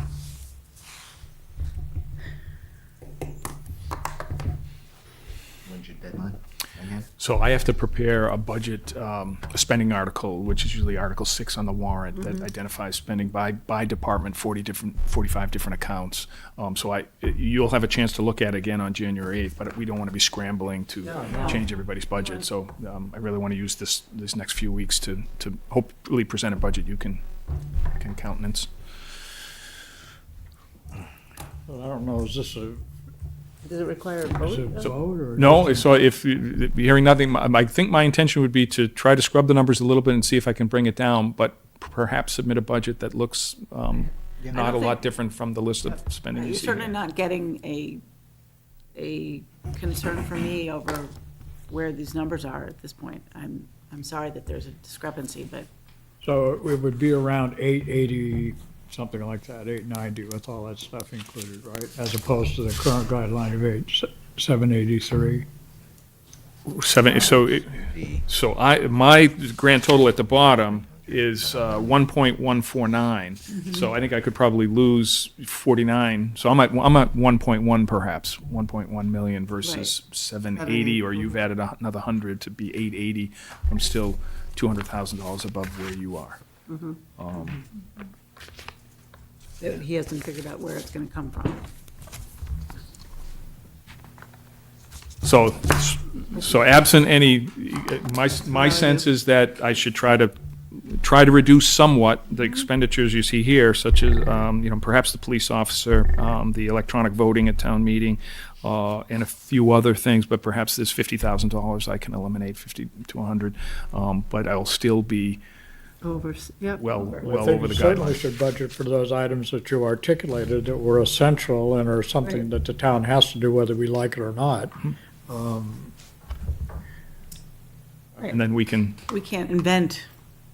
and then we'll have the time from once it's in the warrant, we will have an opportunity to meet with the finance committee and see if they want to move the guideline, or we want to lower the request, but I've got to put something Yep. on the warrant for your consideration.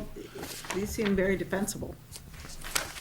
This included the standard, when they were prepared, I apologize, I wasn't at finance committee guidelines, but this includes the standard sort of estimates of growth that led to the numbers and that kind of stuff, right? It does. The one issue that we're having in fiscal 19, though, is we don't expect the new growth number to be as high as it has been for the last 3 years. We think we're in just a bad spot. There is a lot of development that is under review, but it won't be either approved or at a stage where we would count it in fiscal 19. So we did bump up the new growth estimate up to 1,025,000, but we were close to 1.4 million this year and close to 1.3 last year, so that's a big difference. So we'll be in a lull.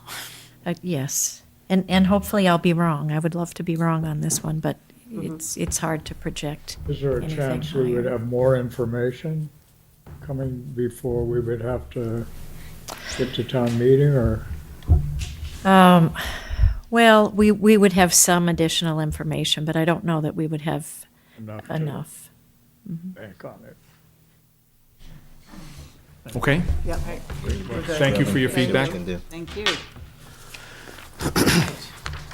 And now we are doing our annual license renewal.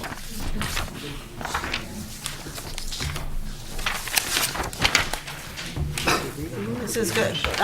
Andrew, I understand that I have to read all of these? You don't have to, you can just say dated for the memo, dated 12/11, I'll include this. And Yep. as of this. Just state that, they're contingent, a few of them have Yep, I outstanding. understand. Yeah, pending receipt of miscellaneous materials. Yeah. Okay. Insurance form.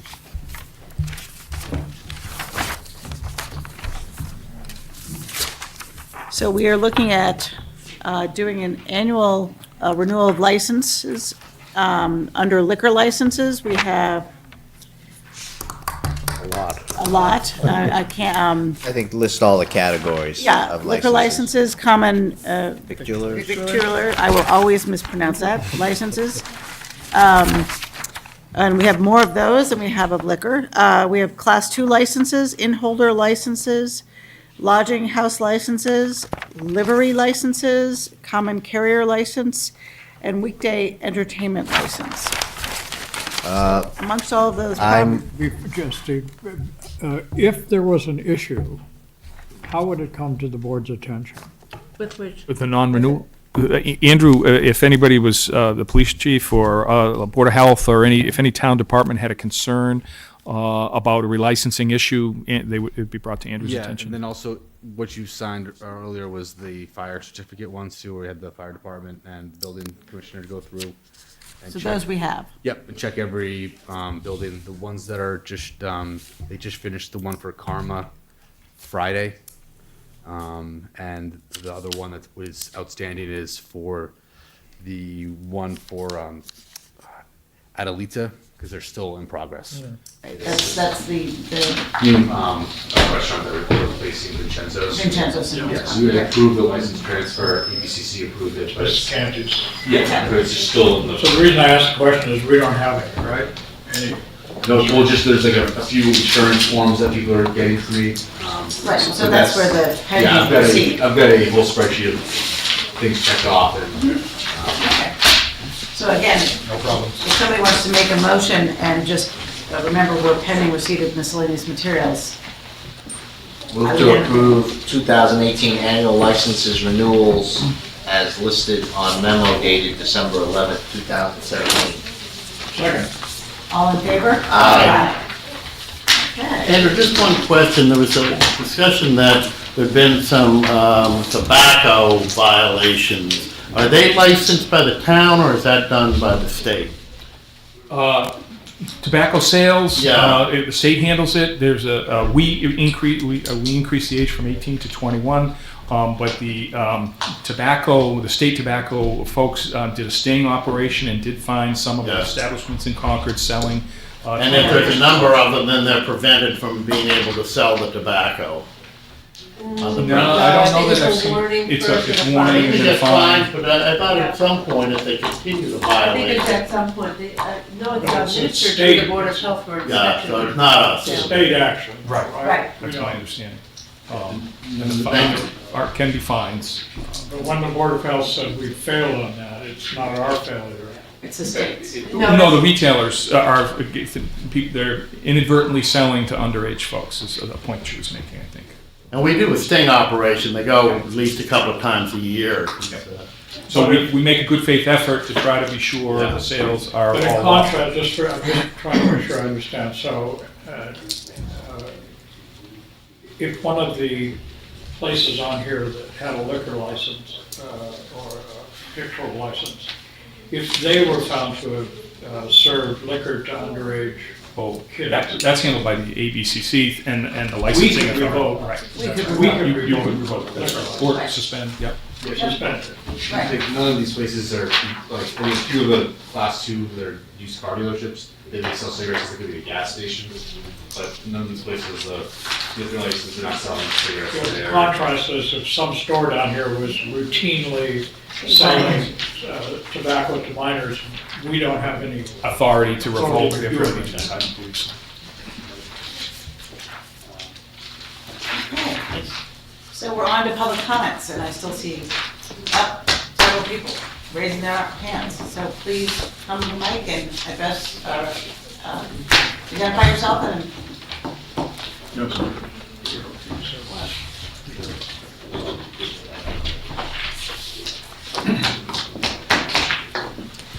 Hi, I'm Sheldon Hines. I live at 74 The Valley Road in Concord. I came before the board, I think, 2 meetings ago and read a letter that I was subsequently published in the Concord Journal. My main concern has to do with first concern has to do with the process for proceeding with Verizon as a potential carrier to provide another facility to serve Concord Center. What the town has done is to issue an RFP to find interest of various carriers to serve better the Concord Center than it is now. And only one carrier expressed a need, as I understand it, to add additional facilities, which was Verizon.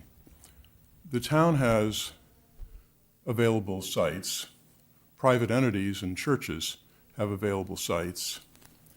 But the town chose one particular site, which may not be the best site to serve the needs of the town of Concord.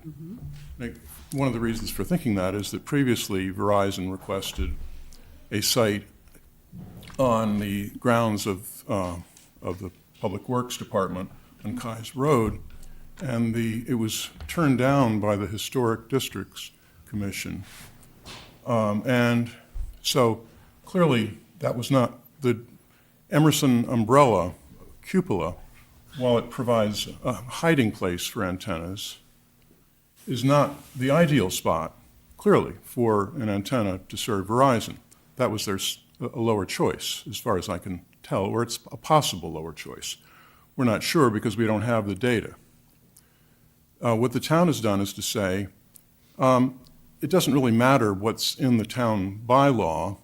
We're going to offer a site that may be worse than other sites that are available, and give Verizon the opportunity to use that site as its target for providing more service in Concord. Now, the other sites that I'm aware of that are possible are, other than churches, are the former town landfill, which when I reviewed it with Marcia Rasmussen several years ago, I think we both agreed that that site would only be out of bounds of the norms of the bylaw with respect to a couple of single-family houses on Arena Terrace area. Whether that site would serve adequately to address the alleged hole of coverage or capacity in Concord Center, we don't know because no technical data has been provided by Verizon yet related to that topic. So what we've done is we've restricted the target for Verizon to one site, and we have prejudiced the site selection process. Now, Verizon is going to be required to subject their data to independent technical review by a consultant. But in the case of the tower, this facility which is now in the Catholic Church, the consultant did not follow the procedures of the town bylaw. He did not consider the alternate methods of serving the town of Concord other than the selected target site, which was the steeple of Holy Family Church. And what resulted from that was a deviation from the procedures of the bylaw and a site was approved which should never have been approved without further analysis. The same thing is probably going to happen here unless the select board takes action. The cart has been put before the horse. We need data from Verizon to know what the possible sites are in Concord before we offer a sacred cow to them. And sites that are located on buildings that have schools are one of the lowest priorities in terms of where facilities should be located. And so there are 2 schools, nominally, I don't know whether they are able to offer services now that the Emerson umbrella is under some reconstruction, but historically there have been 2 drama schools using the stage facilities of Emerson umbrella. And so locating a facility on top of a building that has a school is not only not, the proper distance away, it's right there. And likewise, if you don't have direct jurisdiction over the regional school district, but a facility on the high school, which is actually, I was told, was preferred by Verizon, is even worse because it's right on top of a school, and and rather than being, the right number of feet away. So my request that I gave to Ms. Hotchkiss last week was to ask the select board to instruct the town manager to rescind the award to Verizon as the selected vendor for placing PCS antennas in the cupola of the Emerson Umbrella Building, and rather to await the results of independent technical analysis of the various alternatives that are available and would serve that to fill the alleged hole in capacity and see what happens. We know that the Unitarian Church is a possible site. The previous minister, I can't remember his last name, but his first name is Gary, said, we're not in the cell tower business when they were approached by cell carriers. But that may have changed since. There have been 2 ministers since then, and I don't know what their church committee wants to do. But I think the other site, which I mentioned, is the grounds of the Kais Road facility of the Public Works Department. I examined that site, and the main residential area that is close to is the former are the condos over on Main Street, and there's the condo building I think is 4 stories high. So those people on the wrong side of that facility would be exposed. So I think the possible best site is actually the former town landfill. Historically, that has not been wanting to be considered because of the objections of organizations that I could name that are trying to protect Walden Woods. But the former landfill is not on Walden Woods. It's next to Walden Woods, but it could very well be the ideal site. Now, the difficulty is that it would require a tower, which has visibility. But we have towers that are already visible from Route 2 on Baker Avenue Extension, and towers that are visible from lots of places. So visibility is already has already been violated. We have visible sites already. So, and I would also I have 2 other things I wanted to say before I go. One is that I'm hoping that that if necessary, that you could instruct the Historic Districts Commission to reconsider the site, Kais Road. I think you have the ability to override what the historic commissions do if there's good grounds for it, and I think there could be very well good grounds. Fourthly, I would hope that you would request that the CCHS Regional School Board cease seeking to locate PCS antennas on top of the high school, express the will of the town, and say, this is impossible. This can't happen. We don't even know what other sites are available. stop talking to them. And I haven't talked to the regional school board, but I may have to. I'm hoping that you can head that off. That's all I have to say, and I'll be glad to answer any questions you have of me. Thank you. Okay? And again, I'm sorry, there's one more thing. Since there's not going to be a meeting of the select board until January 8th, there could very well be a filing of Verizon that happens in the interim. So that's why I wanted to come especially to this meeting, and hope that you can take action promptly and without waiting for, a prejudiced filing. We also have a petition that is circulating with objections to use of the cupola on Emerson Umbrella. And I didn't bring that with me. For the circulation, it's still being circulated and more people are interested. I don't know of anybody who's in favor of that. There is no public will to have this on top of the cupola. And Your primary concern is a health concern, is that correct?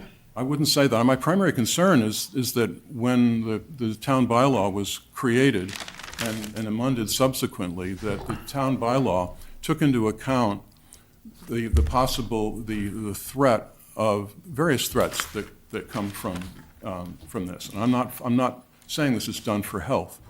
The bylaw is intended to protect people from closeness to it for whatever reason, whether it's health or other factors that we don't even know about yet.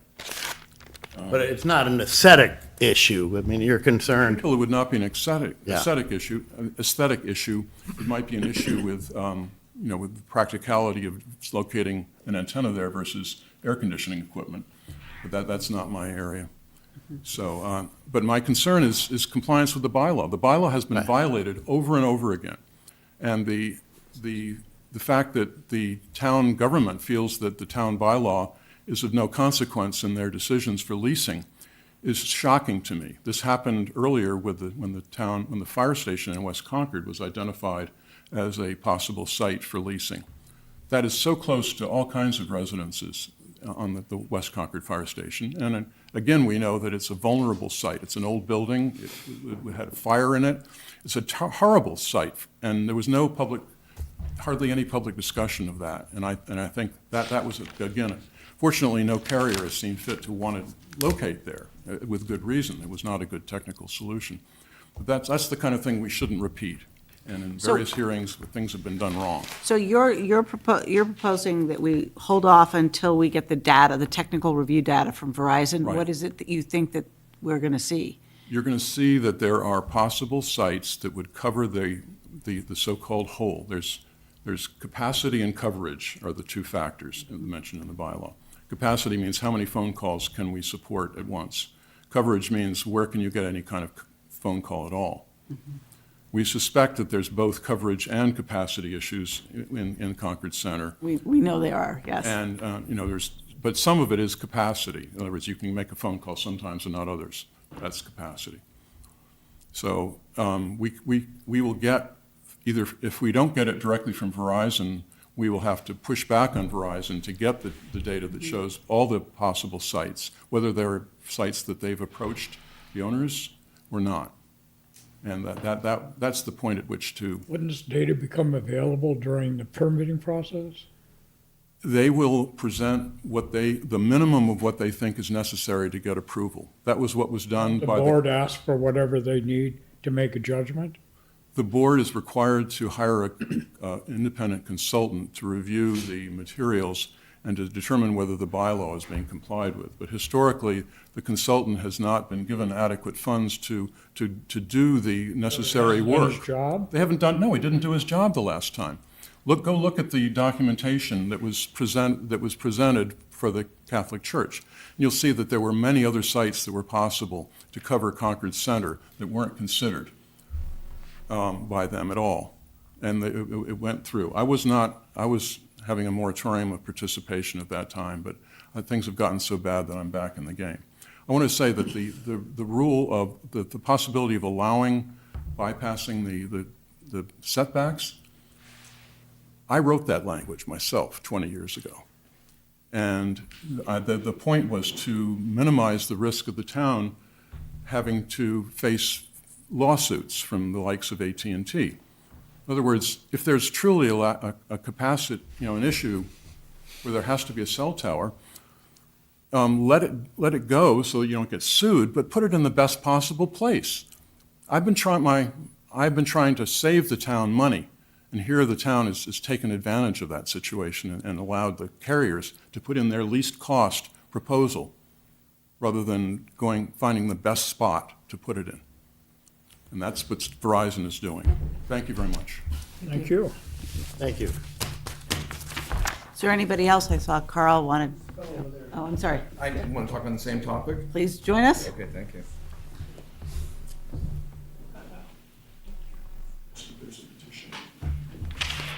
Sorry, I didn't see you around the corner. I know. there. Hi, my name's Ed Boyage, and I live on 33 Stowe Street, and I'm here to talk about the opposition to the cell antenna and the umbrella. I do apologize. I was sitting in the corner, and that's kind of an unsavory debate move, I think.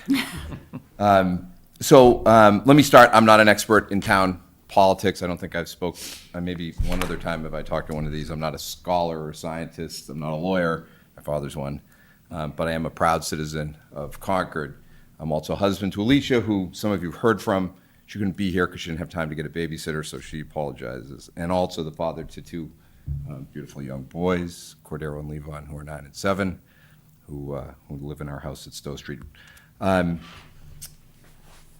we moved to Concord, I think 5 or 6 years ago, and the zoning bylaws, from my vantage point, because we're right in the center of town, become a really important part of what helps protect our interests, the interests of our neighbors, and the bylaws serve everyone's needs. But I can say, living in close quarters, in some ways they even have a more meaningful implication for us. I mean, for those of you who've been up to Stowe Street lately, if you happen to live, there's a lot of construction going on in the neighborhood right now. So we really are grateful for the existence of the bylaws, and so.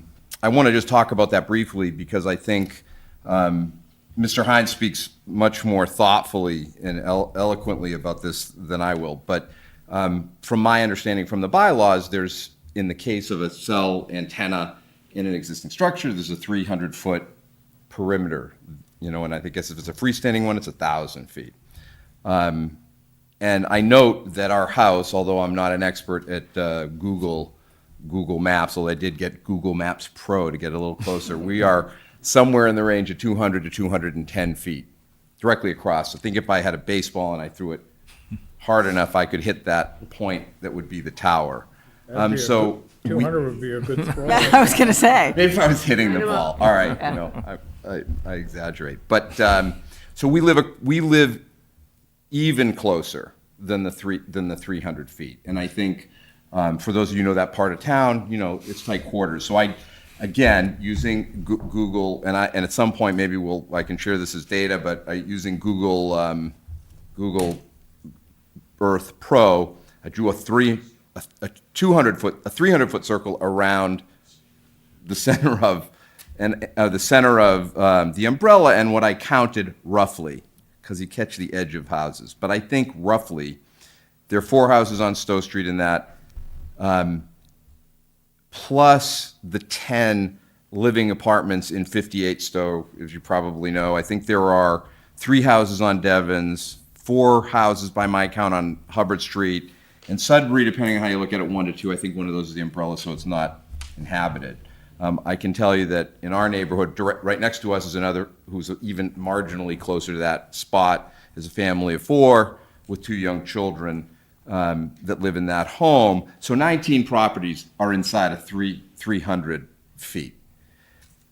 Just for ha-has, that 200-foot circle that I drew to get to my house probably sweeped up, I want to say roughly, 10 to 12 of those properties are even closer in. And so if you add that, it's a neighborhood, but they're people at the end of the day. I don't know how many people live in all those buildings, probably 60 people, 50, 60 people live in that proximity. And I know at 58th Street we have friends there who have 2 young kids that are also, go to Alcott with our kids. So, I don't know how many children in that group, but it's a meaningful number. And we talk about these things as neighborhoods, but I think about them as people too. because that's who we live with and that's who we see. And so naturally, and maybe not surprisingly, I am vehemently opposed to the cell antenna going in, and I'm also vehemently opposed to breaking this bylaw to make that happen. I think, Mr. Hines talked about alternative sites. I don't know the alternate sites, but in listening to him, there sound like there could be some great alternate sites. So I'd ask this committee to consider exploring that before this gets away from us. The fourth thing really relates to what I think Mr. Hines talked about, the process. And I guess this is where I'm a bit of a neophyte in town government. I kept asking, how come I don't know how come we don't know this was happening? And I thought, gee, how do we miss this? So I gave myself a crash course on government. I came over here. I came here today. Actually, I was in various offices, and I crawled through 1 year of minutes and records from the Zoning Board of Appeals, from the Select Board, and from the Planning Board. And it's like, there's not one word about this. How's this possible? And that's when now I'm kind of listening tonight, realizing that there's a process outside the process. And so I have to be honest with you, I take exception to the fact that there's a process outside the process, because in that, if this is a freight train that started, that can't be pulled back, as the example, which I didn't know about until tonight, about the church over in, First Parish, that gives me great concern that we could start a process that we lose control of. And so, and it feels like that's happened again, because there was no recognition, when an RFP goes out to request a proposal that breaks the bylaw, that bylaw applies to me as much as anybody. I wasn't asked about that, and I'm seriously worried about property value. Anyone who lives in this town, somebody says there's a cell, whatever your perception of cell antennas are, is across the street 200 feet away. Guess what? That feels like a material concern, and if I count a material event, there are 19 properties. I mean, you guys can do the math on 19 properties times the price of those. Even a 5% decrease in property values is material to any individual and collectively. So I think that has to be considered as going forward. Just in terms of process, I find it problematic that this is all happening in the middle of, Alicia, my wife, who couldn't be here, we got to kind of pay attention when these meetings happen, can't get a babysitter. And so timing, around Christmas and the holidays, it makes it even more uncomfortable for me as I watch the train, this train engine, the wheels start to move like this. I think you'd also note, I agree, it's on a school. My kids go across the umbrella for camp. We call that a camp. I don't know if you call it a school. But the umbrella, nobody's there. I don't know who you'd even talk to. Even if I'm an advocating citizen, want to talk to people, who do I go talk to? They're not there. So I got to go figure out where all these people are who might care that a cell antenna is on top of their building, but they're not there. So I get that there's need in the town. I'm a business guy, and I'm on my phone pretty much as a centerpiece of my life. My wife would say too much so. But if there's a need, I'm going to assume that data about all that need is accumulated over a great period of time. So let's not force the opportunity for guys like me to say, hey, we're against this, to do what we need to do to bridge between the people who need and feel like it's got to be at the umbrella, which I don't agree with, and guys like me who feel like, no, this is not the best choice, and Mr. Hines expressed it. Give us the time. We need to help figure out this process, or I'm asking you to take the time to figure out the process. I don't imagine this need hit us overnight. But we certainly are feeling, in my house, like we got to react really quickly to this. And it doesn't feel right. It doesn't feel right. And we're reasonable people. But I will tell you, we are opposed to that antenna going in across the street, and we're asking you, and I'll piggyback on what Mr. Hines said, to rescind this bid that was gone out to Verizon. Let's stop the train from moving at this pace. It's not reasonable. It's not fair to reasonable Americans. And I'll just make one other comment. We seem to be living in an environment these days where we need citizens to step up more, and we need to run process that makes that encourages citizens to step up and not feel like their back's against the wall. And so I just ask for your consideration in that matter. Thank you. Thank you. I'll stay, sorry. What's the opposition? I heard process opposition. Is there also health opposition? What is the basis of your Mine, opposition? well, I think I'm not a student of the health effects, but I appreciate and respect that these bylaws were put in place for a reason, and they exist to protect us. So I accept that they exist to protect us, and I want that protection, for whatever it provides. And so I don't want to be casual about seeing that broken, especially when I'm even 200 feet away.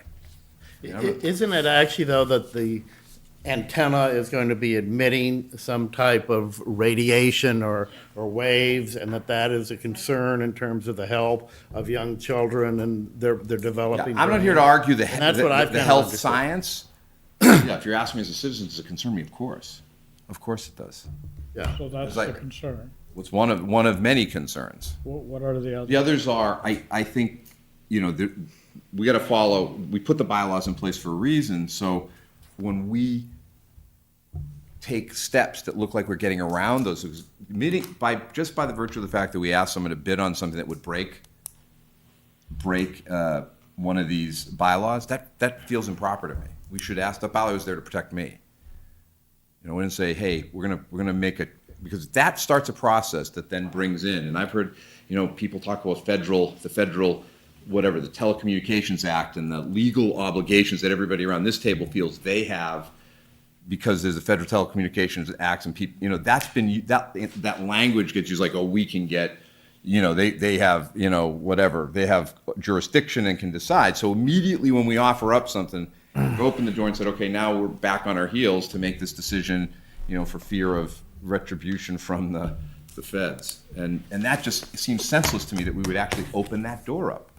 Why would we do that? To put an antenna in the cupola of the umbrella that's got 19 houses, more or less, and 60-odd people less than, within 300 feet.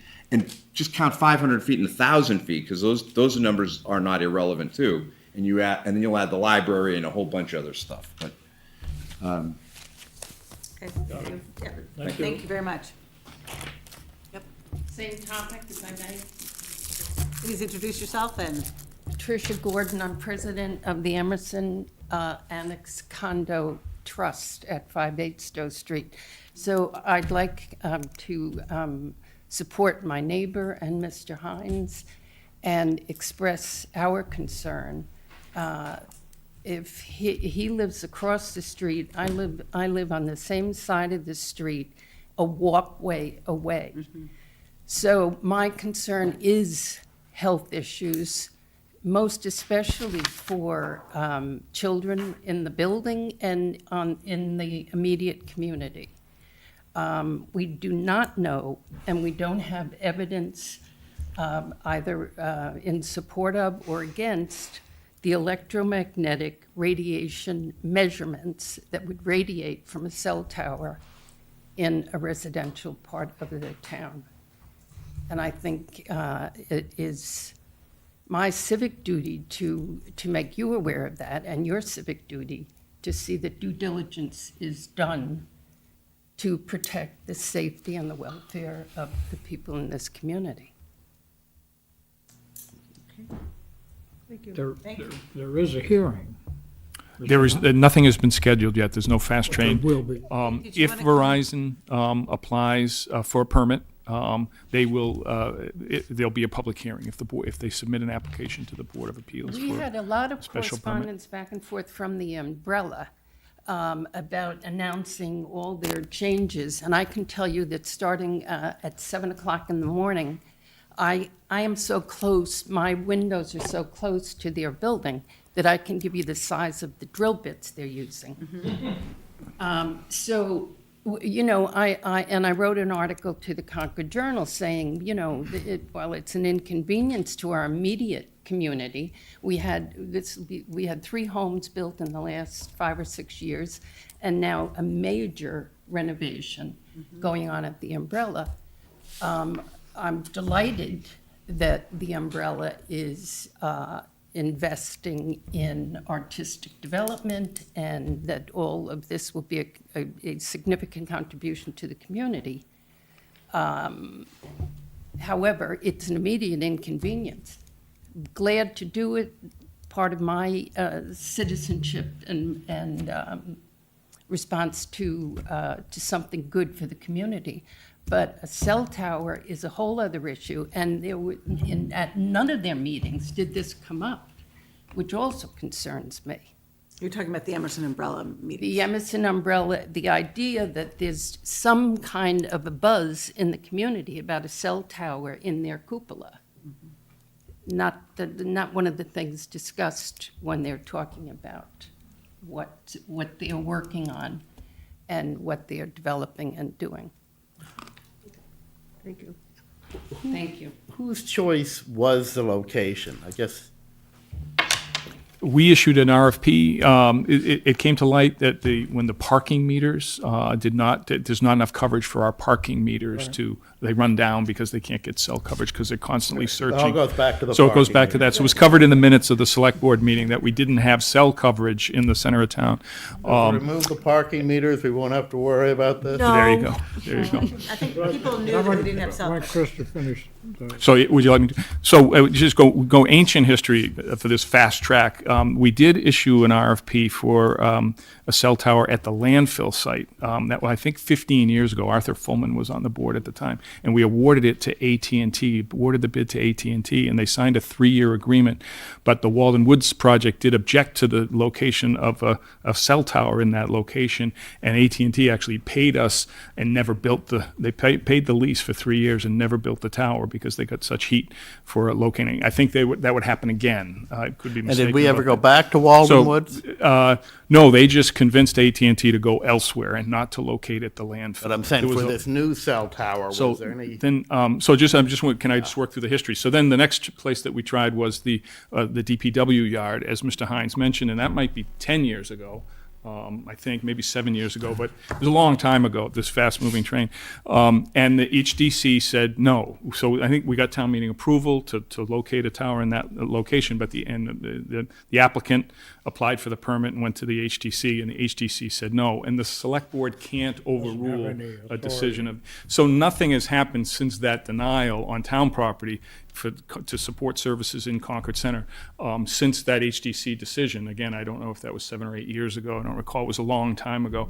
And then, most recently, as network service increases and there's a lot of demand for streaming and that sort of thing, we hear a lot of complaints about the poor service in Concord Center. It's well documented. We would be happy, I think, if some private party stepped up and said, you can put a cell tower on our location. It just nobody had done that in 15 years. We encouraged the AT&T representatives around the regional school.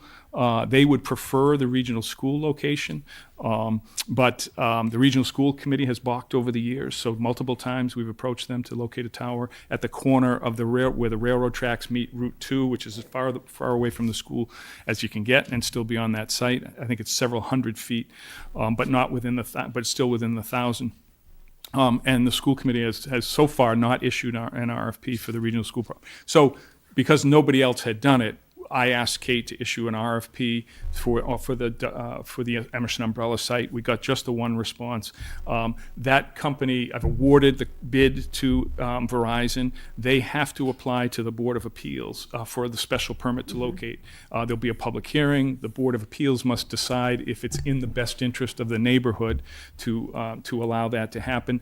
There's been mention of breaking the bylaw and getting around the bylaw and violating the bylaw. It's an integral part of the bylaw that the board can waive the setback requirements, a 300 feet setback from a residence and a 1,000-foot setback from a school. It has been that, and those waivers have been granted in the past. So it's not a breaking of the bylaw; it's an implementation of the bylaw. If the board feels the reason I focused on the health issue is it seems to me that unless we can assure the citizens who are within that boundary that their children and they are going to be safe, it's kind of almost a no-go. I mean, why would we even proceed to see if the zoning board is gonna overcome it? If the town really, we just don't want it. I mean, we're talking about trying to keep marijuana out because of some speculation, and yet we're gonna go ahead and build a tower that, are gonna make people feel that their children aren't safe. I don't get the connection. Well, federal telecommunications does not allow local boards to make a decision based on the health effects. You cannot say we're going to deny Verizon the opportunity. That's the freight train. so you cannot use health effects as the reason. Can't we? So you can decide this board has the power to say let's not do this, and it will not happen. But you can't use the health effects as the reason for citing the Board of Appeals as this permit granting authority cannot use the health effects So as a there's reason. criteria that comes with that particular bylaw. A vendor can file the application, and they go before the zoning board of appeals for a special permit. So some of the criteria is to show that there's a need. So the expert shows up, shows you these maps. They have all these like blotchy colors and show you there's like a gap in coverage. 10 years ago when I was on ZBA, I can't believe it was 10 years ago, there was a lot of lack in coverage. So that was always pretty easy to show there was a need. But then, sometimes they couldn't meet the distance criteria, or there was visual issues. We would ask for like a balloon test to see how high the tower would be, or They did that at Middlesex. yeah, and it's all a value call on the specific application based on need, on how well they're in compliance, or what waivers you're granting. I mean, most projects that are filing a special permit always have that criteria because they're not by right. That's why they're coming to the zoning board of appeals. So it's a project by project situation, and I think in the cases, if any were rejected, the vendor, say Verizon or what have you, could basically appeal the decision, and FCC would pretty much easily override the decision because of whatever their criteria are. So the zoning bylaw tries to help us manage the intensity of how many towers were there. I think hasn't been many recently. I think I remember the last one being Metro PCS at Holy Family, which is just right across the street here. And sometimes it's not an ideal location, but it's a private landowner wanting to put the tower in, it's a revenue generator. And so they're applying for the application, and I think that's the next step, is that when the application gets filed, it goes before the zoning board of appeals. So there is a public information process. But from what I'm hearing, it's public information that is saying that health concerns can't be raised. And then to me, That's where you go into a situation, just like, I hate to bring up the topic this time of night, but like playing fields and artificial playing. You have the debate of, I'm not saying I agree one way or the other, but you get this mismatch I don't of want to information. comply with a law that I don't think makes a whole lot of sense. I would rather, I guess, see if we can talk to Walden Woods and go back and revisit that, and maybe there's some negotiations there, or, Kai's Road, and see whether the Historic Commission, may be willing to review. It's a special permit process, so anyone can apply. If someone wanted to put a provider on their property, they would go through the process. So in this case, it's the town wanting to use that cupola to have an antenna. So they're just asking, is there anyone interested in wanting to put an antenna up there? And then that vendor has to go through the process. But I guess the point is that why are we asking to have an antenna put up there if the town doesn't want it? If the citizens of the town, from what I'm hearing, feel that is, adverse to their interest. I don't see where we're proceeding along. Okay, we've that got a avenue. lot of, we're in the Yeah. middle of public, we're getting a lot of public interest and comments, so, Diane. Diane Proctor, President of the League of Women Voters, but not speaking for the league. Before you start, though, we're not going to have a debate about this topic. No, this so- No, is I'm just just, I'm an adding some understanding. additional information, if I might. No, I just Yeah, wanted to. yeah. No, Talking okay. about you. I just wanted- Yeah, 57 Sudbury Road, we live in the vortex of that 200-foot radius, very much in the vortex of that. We observe what happens around Emerson. First, I want to say that Jerry Wedge has been terrific about communicating with the neighbors. We've had regular meetings. Not everyone's attended, but those of us who have attended regularly have been well informed about everything. This information only became available for our knowledge about 3 weeks ago. It may have been out there before that, but we had no, and for someone who pays pretty much attention to what's going on in the town, this was a big surprise. So that's the first thing. The second thing, and that's not to indict anyone's process. I don't know the process well enough to make that kind of comment, but it is true that we didn't know. The second thing is, if you just simply observe the number of children who are around Emerson, who are around the libraries, who are in that area playing, going to and from Emerson, going over to the library, coming back, the whole library development plan is designed to attract children, to bring children of all ages, into that environment. It seems to me the height of responsibility for the board to do everything in your power to take such a device and keep it away from population centers. Maybe the top of this building. On what grounds, Diane? Well, I'm speaking strictly on the grounds of health. And I know you can't, but I can. You don't have to, but I can. I can speak. It was a height of responsibility for us to act. I do think so. On what grounds? On the grounds of being responsible advocates for the citizens of the town. And if you can't lean on health, you lean on the many different ways in which this service could be provided, and you find alternative sites. And I can't believe, as I said, that the top of this building might not serve. I'd just like to make one point. There is no requirement. You have to come to the mic.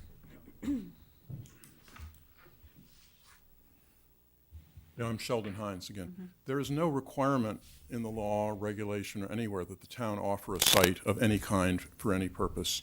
It's purely voluntary on the part of the town. And so there's no requirement that if Verizon were to say, gee, the town didn't offer us any sites, we're going to sue you. No, they can't do that. But if you offer a site and then withdraw it on the basis of health concerns, who knows what could happen? You should be withdrawing this on the basis that it is not, things have been done out of order. That first you need to know what the technical information is as to the alternative sites that are best available, and then see if they want this site or if they want some other site. They aren't even going to pay for this analysis unless you make them. They're only focused on the least cost, the lowest cost site, the least cost analysis. That's what they're in for. That's what they do all over the country. And so why make things easy for them? And I want to you. give Kate a chance to speak, because I suspect she's got some information that hasn't been brought up. And then unless there's someone else in the room that has another public comment, we'll put this one into the record. So I just wanted to say that. Kate Hodges. I'm sorry, Kate Hodges, the Assistant Town Manager. This process had been going on for many years. We visited 9 municipal sites. I didn't personally look at any private sites, simply because I thought that the benefit and the cost, if the cost is being borne by the town as far as, whatever people are uncomfortable with, at least there would be a benefit in revenue. So we went around for several sites. Verizon has redone some of their overlay grids, and the site that's at the at the old landfill is actually being taken care of through 2 separate towers that they have on private property at the mobile station. It also, that's 180 feet above sea level, and what we're talking about is Concord Center, which is 130 feet. So we have a dip down, and we're talking about a 5G network, which is talking about live streaming, which is a little different. So the parameters are different. We are not talking about a cell tower, we're talking about a repeater antenna. But all of this is likely to be moot because I talked to Verizon's attorney today at 6:30, right before the meeting, and said that they are not sure that they're going to even submit an application until they confirm with the high school about their level of interest, as that is their first site. So I think that we would be on hold, and the reason that the neighbors were not informed is because the process is to identify sites, and there were several, and to have any companies come in and say if they're interested in that. And we do not inform the neighbors necessarily about every RFP that we put out. It's for proposals where it's not a bid. And I want to make that clear because that would be something that, the town manager would sign a contract for. This is simply looking at a company to come in and say, yes, we could put this here. We have specifications that were in the RFQ that said that the cost for an independent consultant had to be picked by the planning board, and that cost needed to be borne by the company, so there's a financial impact. We've never done that with any RFP, at least through the town. That made it a little bit less attractive for them to want to continue on. So we did put a lot of things in place in this that they didn't normally have. But again, right now they're not moving forward in the foreseeable future. Thanks. And they are going to approach the high school then? I'm not involved in those conversations, but my understanding is that there's some ongoing discussions. I don't know the nature of them. Is this I'd be opposed to that as well. But okay? would the town object to kind of a moratorium on any contracting with Verizon to allow the cell tower antenna in the Emerson umbrella location until at least the next select board meeting? No objection. Because it's not going to happen. Right. No, It's an no. easy objection. Is this another? Yeah, it'll be brief. Okay. I just want to, Melissa McBride. Please identify yourself and. Melissa McBride. I just wanted to thank all the neighbors and everybody that has spoken. I'm sorry, who are you? Identify. I did, Melissa McBride. Oh, I'm sorry. And where do you live? Where do you live? Oh, well, temporarily 57 Everett Street, but we are building across from Emerson Umbrella. So I was very shocked to find out about this. I actually have on a spectrum, there are people that have electromagnetic sensitivity. I cannot be in a car with people with cell phones on. I could barely sit back there with all the cell phones on when we first started. It's a real thing. I think the silver lining in all of this is that some wonderful people are going to start learning about this as being a real issue. We cannot use the health perspective as an argument, as we're learning, but there are ways to approach it that we can get what we want and what's in the best interest of all the people of Concord. This is not a I don't want it in my backyard issue. It's I don't want anybody in Concord to be exposed to this. I've been researching this extensively for many years now, and there is so much evidence out there pointing in the direction of health issues, biological effects from all of this wireless smog that we live in at this point. So again, the silver lining to me is that I hope this creates a conversation amongst Concord citizens. There's a new documentary that came out called Generation Zapped, and Fowler Library is going to be showing it on January 20th, which is a Saturday. And unfortunately, they only hold 50 people. Maybe we'll end up finding a larger place to show it. But nobody is saying we don't want technology. Believe me, I love my computer that's hardwired at home. But it just has to be done thoughtfully and in a safe way, in my opinion. So, Thank you. Thank you. yep. Are there any other comments? Carl?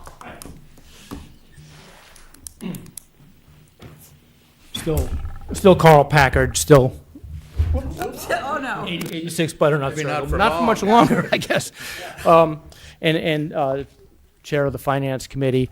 And I just wanted to just make give you a couple of numbers, okay? Actually, 6 numbers to set the context for which the Finance Committee has been working on the guidelines this year. And so this isn't to in any way contradict Chris's presentation or anything. In fact, I think Finance Committee will appreciate the degree to which he has really tried to refine the budget and bring it down. But the current budgets that are being presented by the schools and the town for the guidelines before the trimming tonight would have brought about a 6.1% increase in the operating budgets for the town. And so we haven't really seen a 6.1% increase in about 10 years. It's really quite an anomaly. And it would result in a tax increase probably of about 5.3%, which compared to last year, we had a 3.6 guideline increase, and the tax increase was 3%. I'm sorry, no. Our guideline is 3.6, and the tax increase would be 3%. Last year, it was a 4.1% increase, and the tax increase was 3.2%. So basically,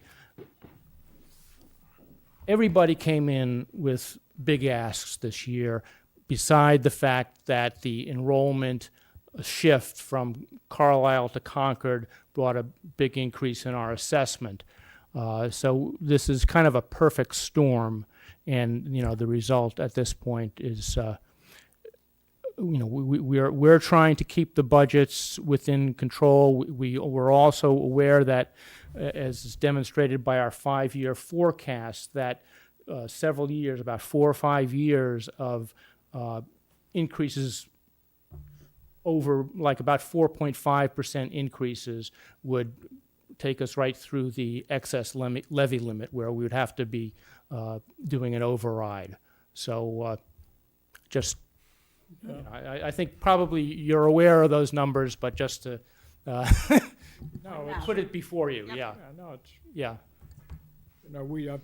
We have different responsibilities, and so I mean this is what happens. You have the responsibility to advise the town on what you think is appropriate level of taxation, and the schools and the select board and town managers have a responsibility to propose the money they need to do what they believe is right for the town. So my continuing hope is there's always a lot more conversation that goes on. And what's the amount, if there was no increase in the regional high school budget other than the shift, what's the magnitude of the population shift? How many $100,000 is that? Oh, the shift, it added $511,000 to the costs for the overall to Concord's share of the cost. Yeah, and if you That's took that out of the increases that you're talking about, they would be more in line with what Concord has been attempting to deal with over the last. Yes, yeah, that would be a big piece of it. Yeah, But unfortunately, that's going to continue, as I understand the numbers. Indeed, yeah. Although maybe not as First, dramatic as this year. But yeah, about I think three or so years. Yeah. Thanks, Carl. Yeah, and of course, we do want to see that the town and the schools are all adequately funded, but Well, at different it's levels, not easy. We both budgets have unique events. We've got the 2 election. I mean, there are pieces. Oh, yeah. That we don't get choices about. Perfect storm. Yeah. Yeah, and then we're not going to be seeing the growth. Right. Yeah. For Yep. Thank you. Pray for no snow. I think it's Okay. snowing right now. There we go. It was forecast for tonight. Okay, so I We have all believe the public that's, comment? have we finished public comments? Okay. Move on to miscellaneous correspondence. I think that we covered Sheldon's. I don't object if you don't read my Oh, thank you. emails. Okay. Thank you. We read all emails. Well, read them out loud. publicly, yes, that was a request. Any, Well, I'm not sure if it's really miscellaneous correspondence or not, but our colleague, 229. Mr. Ing, Oh. did a fantastic job representing us at the festival on Thursday. oh, our celebrity, our Usual cheese man. exuberant self. The Thank crowd you. was It was huge. wonderful. Great business.